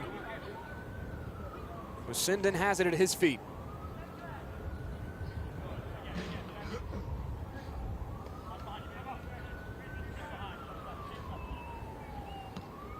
Throw in again to Musindon.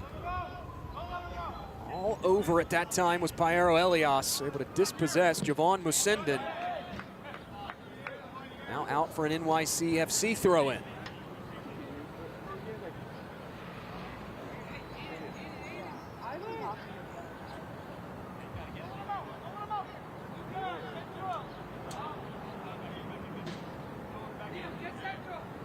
Neither side able to settle on possession right now. Change of possession will occur via this toss in from New England Revolution.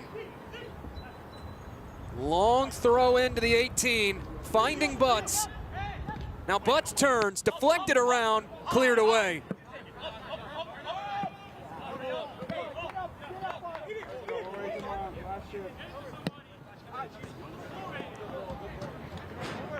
Up ahead, looking for DRB, and out of his reach, out for a throw, and change is made. Here is City substitution in the 72nd minute, coming on as number 75, Leo Guarino. Ariel Zeitz will exit. Leo Guarino will come in for the 9th time this season, as NYC FC2 making their second change of the afternoon.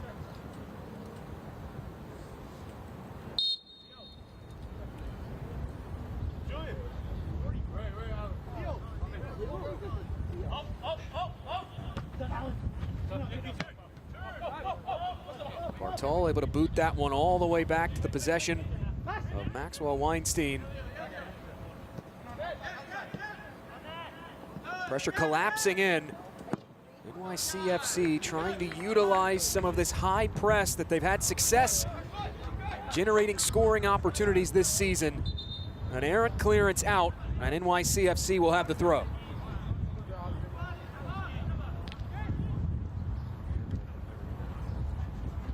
New England will counter the recent change from NYCFC with one of their own. This laid off, McCamey can't square it properly, and DRB on it. That change for New England, Malcolm Fry, the first teamer, is racing ahead with it. It's DRB. DRB on his right, DRB shot blocked. It falls to Bartol.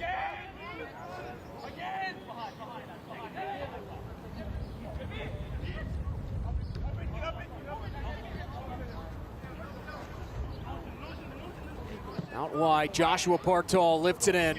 A short clearance away by McCamey. Pressure still on. Oh, Yearwoth has a go. That comes to a rest in the hands of Alex Rando. This portion of the match is brought to you by Etihad Airways, the official airline partner of New York City FC2.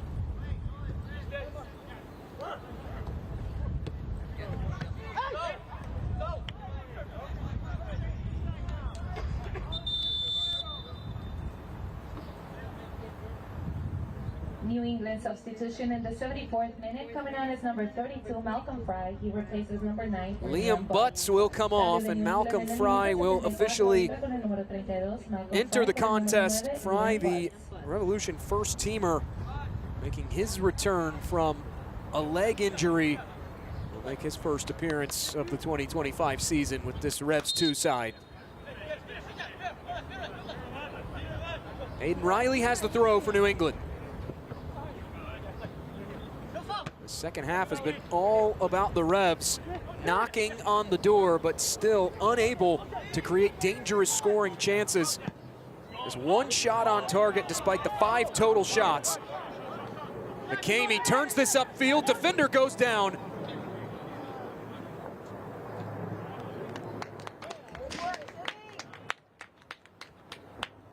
Darlene couldn't corral it in before it goes across the end line, and quickly turning the field once again with the utilization of the long ball is New York City FC. As this match has carried on, especially in that first half, the direct play has allowed NYCFC to create opportunity after opportunity. Now second corner, swung in. McCamey got ahead to it, but couldn't put it on net, and it's out for a goal kick.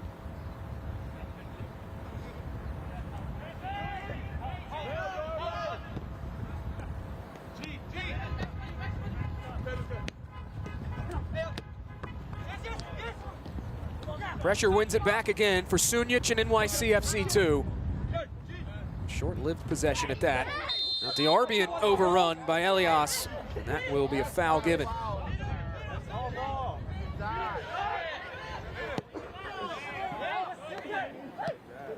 Revs 2 tried to quickly take that free kick. It's intercepted. Now Musu, flanked with options, gives it up. Work back on, still Musu now. And the flag is up on this near side. NYC FC in an offside position. This tactical chess match between these two coaches roaming the touchlines has been nothing short of fantastic. Watching the way one offense will get going, the defense responds in kind. Both of these coaches talked about that coming into this match, about the similar profiles of these teams. How it would really feel like a rock fight, and that has what it has been all afternoon long. Yearwoth works it back on ahead. Here's Diarbian. Still Diarbian now. Diarbian squares. Initially intercepted by Max Murray. Marcos Diaz will get a piece on its way out, and Alex Randa will have a goal clearance.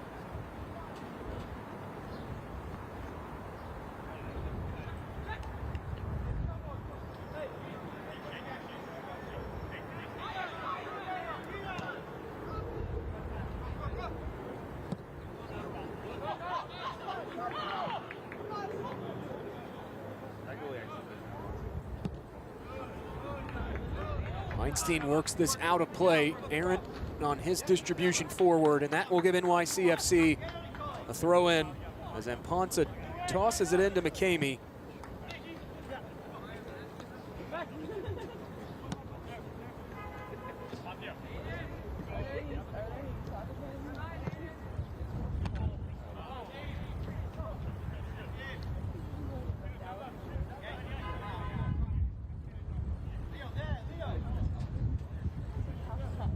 McIntosh with the throw for New England.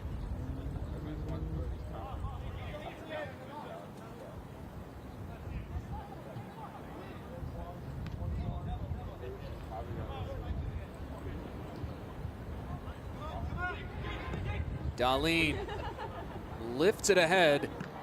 It's been an uncharacteristically poor day on the long ball for New England. Haven't had much success with that direct, that Route 1 style of play like they have throughout the year. 12th most accurate long balls completed in the league this year. A credit to NYCFC's defense, who has flanked New England's attack very well.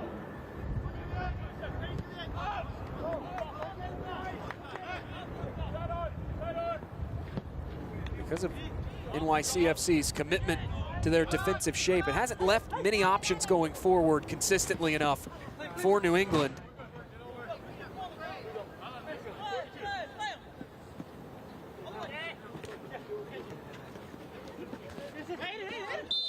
Now Sunic taken down.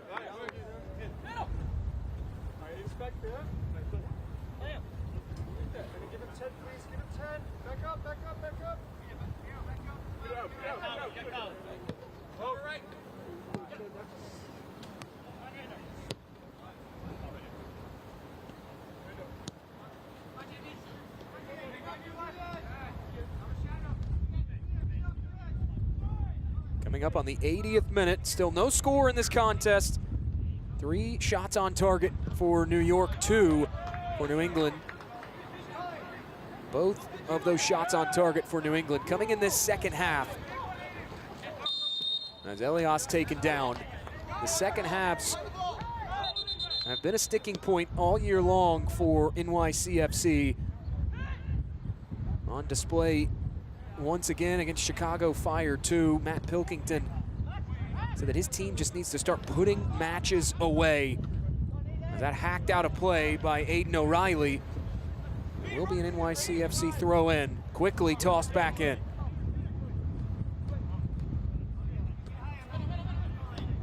On the attack now, it's Elias.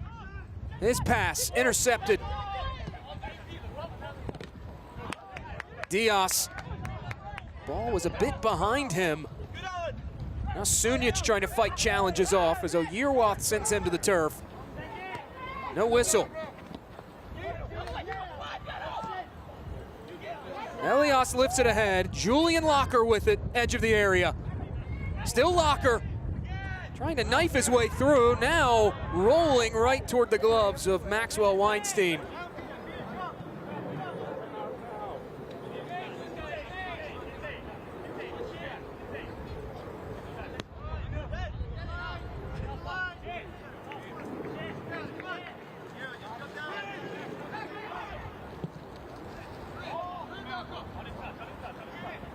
Worked up ahead. This is Fry.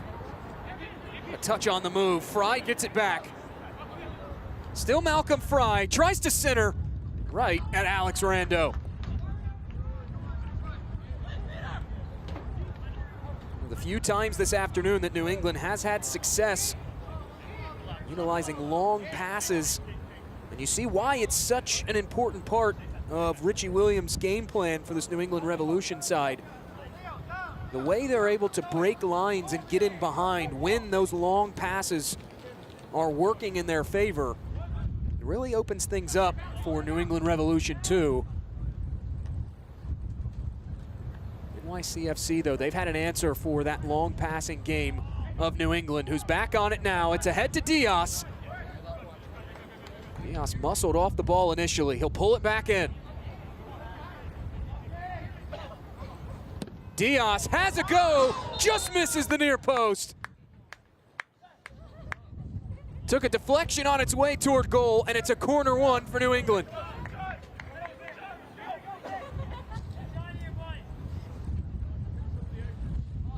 Marcos Diaz very nearly unlocking the contest. And you start to understand why he has become such a chance creator this year for New England Revolution. The fifth corner of the afternoon earned late in this half. Bartal headed away.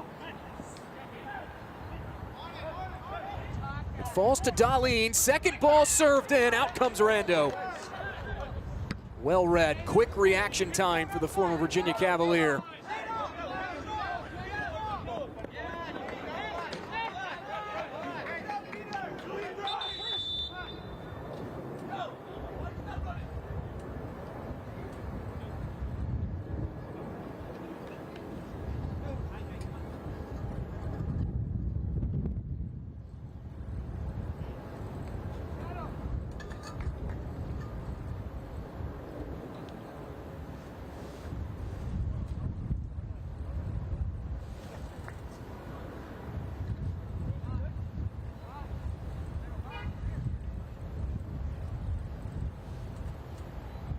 There is an injured New England Revolution player down, and the training staff motioned onto the pitch.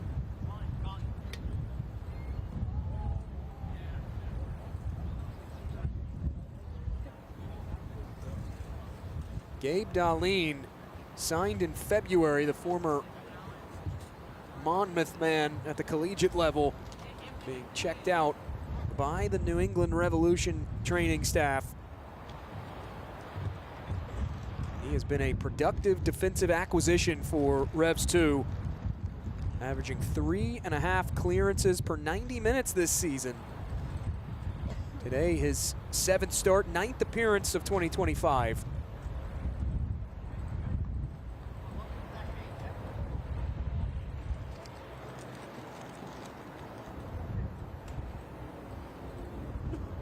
New England training staff working on the left leg there of Gabe Darlene.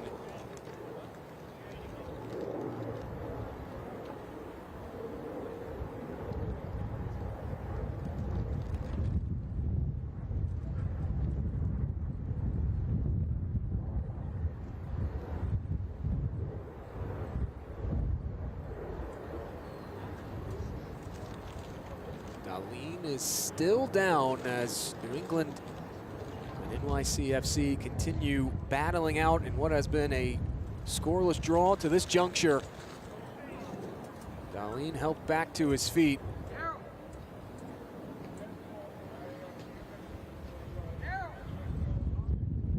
Darlene also grabbing at that lower back. Number 6 in navy blue as he walks off the screen. Is able to walk off under his own power, though, which is a good sign for one of New England's defensive stalwarts this season.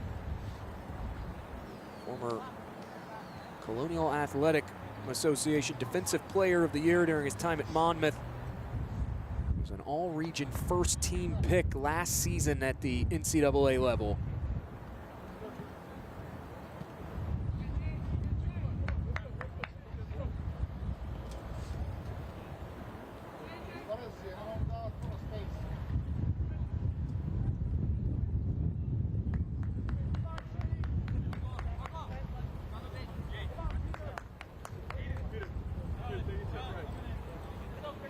New England substitution in the 87th minute, coming on as number 45, Cristiano Carlos. He replaces number 6, Gabe Dowling. Cambio de New England en el minuto 87, entra con el número 45, Cristiano Carlos, con el número 6, Gabe Dowling. Cleared out. New England will have another throw in late in this contest, and with Gabe Dowling unable to continue on, Cristiano Carlos will make an appearance. Here's Locker on it.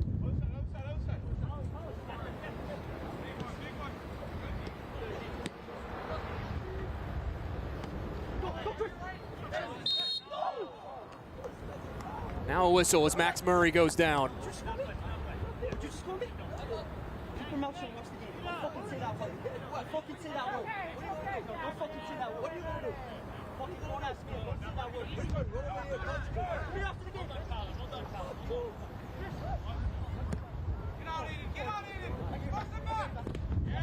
Lifted ahead, cleared away from Locker, and it's out for another throw.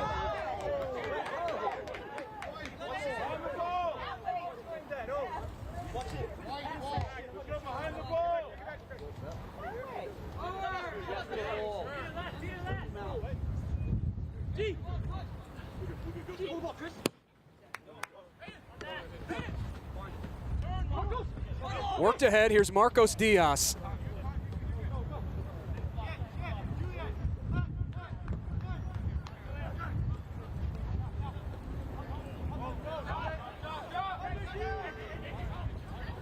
Out wide, this is New England, trying to play it in behind. It's McIntosh. Now Elias on it, dispossessed by Malcolm Fry. Fry gives it up, looking for the give and go. Back to Fry, who squares! Malcolm Fry scores late! New England on top!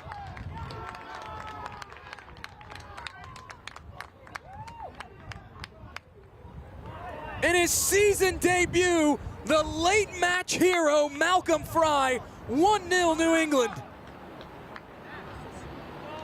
It all starts on the counter-attack for New England Revolution, who have been so good. What a ball laid back off to Malcolm Fry. Looked like he was going to square to D'Arbian, and instead tucks it in short side on the right. The 9th counter-attacking goal of the season for New England Revolution.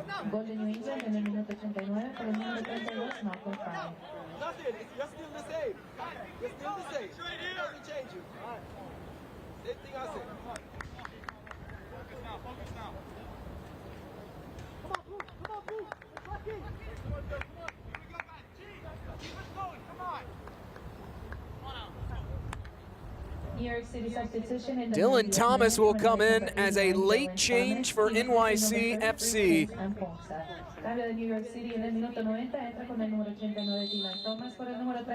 Pigeons find themselves down late. Another second half goal conceded, the 17th second half goal allowed.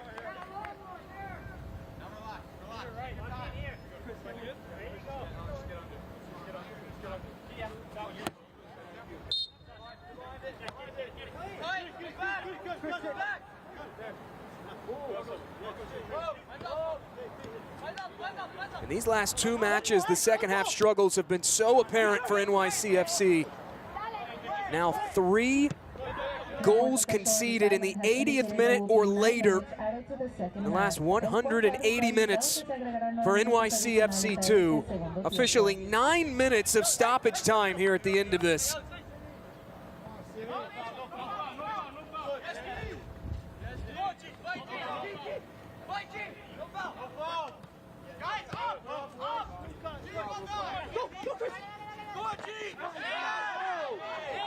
DeArbian able to tightrope the touchline.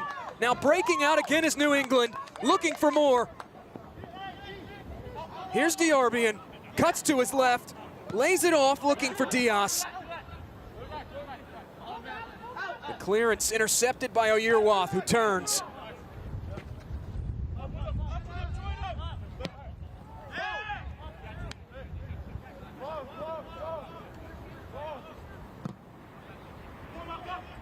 Now lifted ahead, just out of the reach of Malcolm Fry. That ball claimed by Alex Rando. Rando has been strong in goal today. Does have 3 saves. Yes, the 1 goal allowed. Also made some good reads coming off his line very quickly to disrupt New England attacks, as that disrupted by New England and cleared out.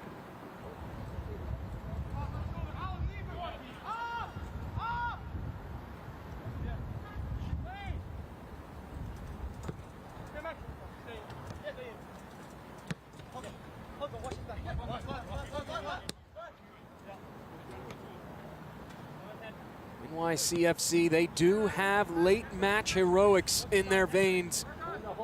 Matches like the season opener, 2 goals across the 80th minute late to snatch 2 points away from Crown Legacy, including a stoppage time goal from Seymour Reed. They were able to pull off similar heroics here at Belson Stadium against FC Cincinnati, as this worked ahead to Musu, but there is a whistle for a stoppage.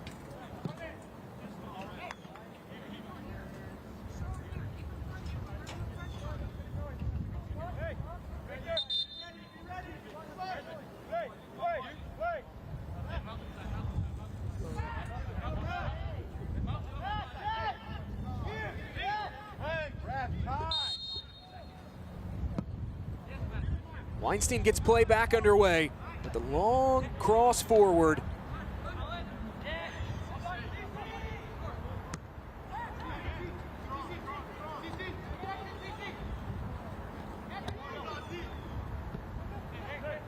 Cristiano couldn't hold on to it. Now Murray.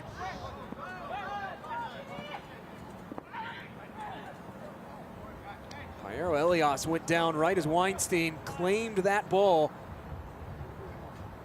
Elias back to his feet though, was looking for a foul. NYCFC were, but they won't get it.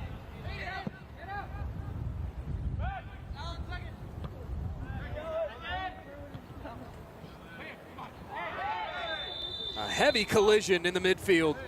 Cristiano goes down, and this will be a free kick given to New England.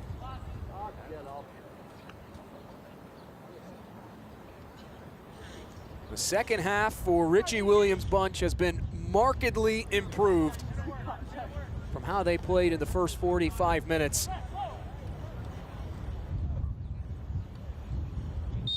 Have not had the lion's share of the possession this afternoon, just 45%. But they have made the most of that possession as it's headed out wide to Malcolm Fry. Fry trying to get free for the cross. Now McCamey struggling with the control. Finally lifts it away from danger.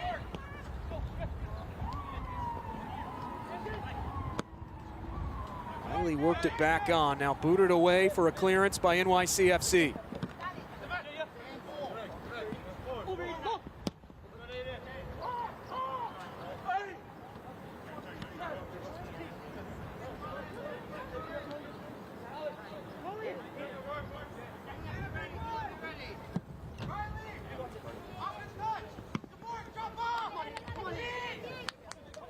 Here's Locker, trying to carry it out wide. A well-timed challenge by Aiden Riley. Molinari receives the throw in from Sunic. Now Locker looking to force his way in. Goes down, no foul given. Numbers here for New England if they move. Cristiano works it ahead. Murray able to step right in front.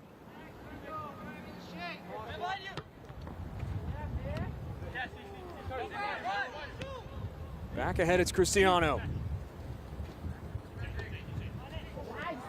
Here's Diarbian, knifes inside. Diarbian looks to center, fires off the side netting and out.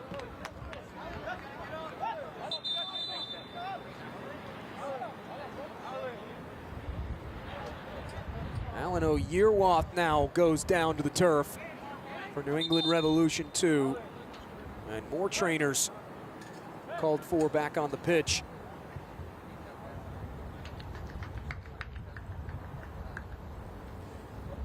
It was just minutes ago that Gabe Dahlin had to exit late in this match because of the injury, and now Alan O'Yearwath stays down.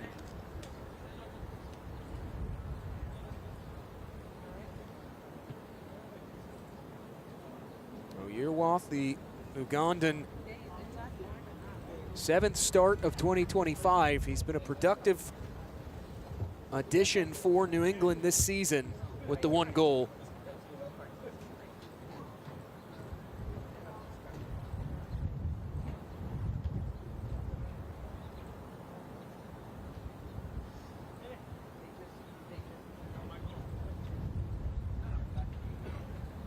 O'Yearwath, a quick check-in from the training staff, back to his feet.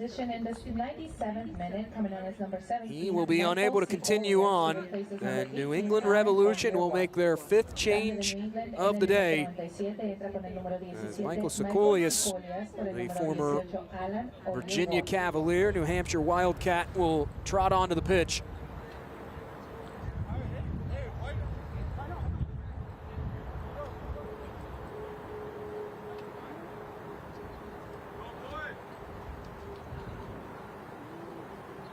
Sekulius, the former New England Revolution Academy man, just signed with Revs 2 on Thursday.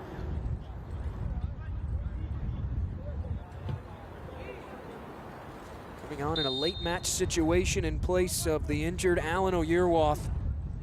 Play back underway off the stoppage.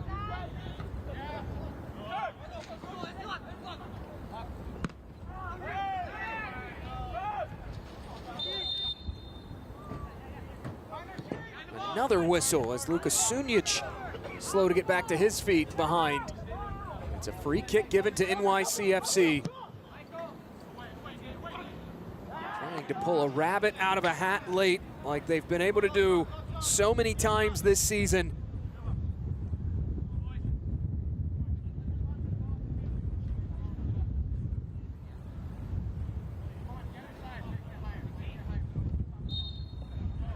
Revs 2 will have a throw-in. Coming up on the expiration of the 9 allotted for stoppage time. Headed back on by McCamey. New England has to head it out of play. Thomas will have the throw-in. 3 goals scored this season for NYCFC. In the 90th minute or later, Rocco tries to glance it forward, pleading for a handball. Official says no. McCamey works it back on. Laid off, here's Thomas. His cross, headed away.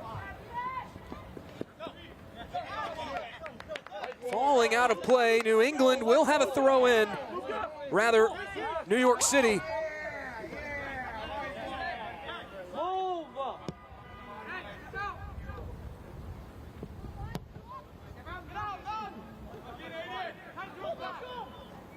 Attacking down the far channel again comes NYCFC. Thomas puts his shoulder down, tries to cross. Outstanding defending by McIntosh, who just hacks this away.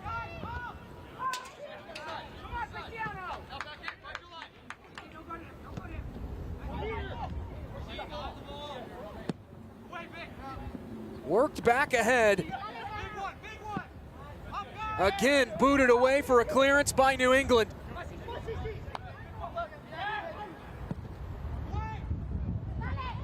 Worked inside, the flag comes up. Musu in an offside position.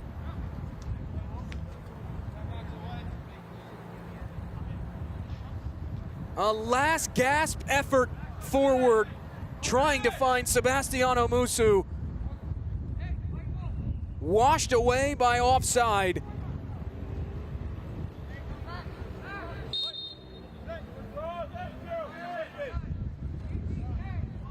Maxwell Weinstein will have a goal kick to resume play.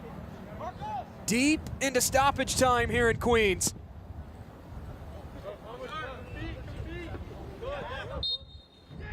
Headed out, the whistle sounds. Full time at Belson Stadium. And for the first time since the final weekend of August 2023, New England Revolution 2 have gone on the road and pulled out all 3 points. A second half winner from the man of the match, Malcolm Fry, returning from a leg injury, making his season debut with Revs 2. On the give and go, Fry tucks it away inside, beating Alex Rando and sending New England home with all 3 points. A man of the match performance for Malcolm Fry and New England Revolution, who pick up their first road win of 2025 and halt their 2-match losing skid. For our entire MLS Next Pro broadcast crew, I'm Jake Griffith. Once again, our final score, New England Revolution 1, NYCFC 0. Don't forget you can watch MLS Next Pro all season long at MLS Season Pass on Apple TV and MLSNextPro.com. Good afternoon from New York City.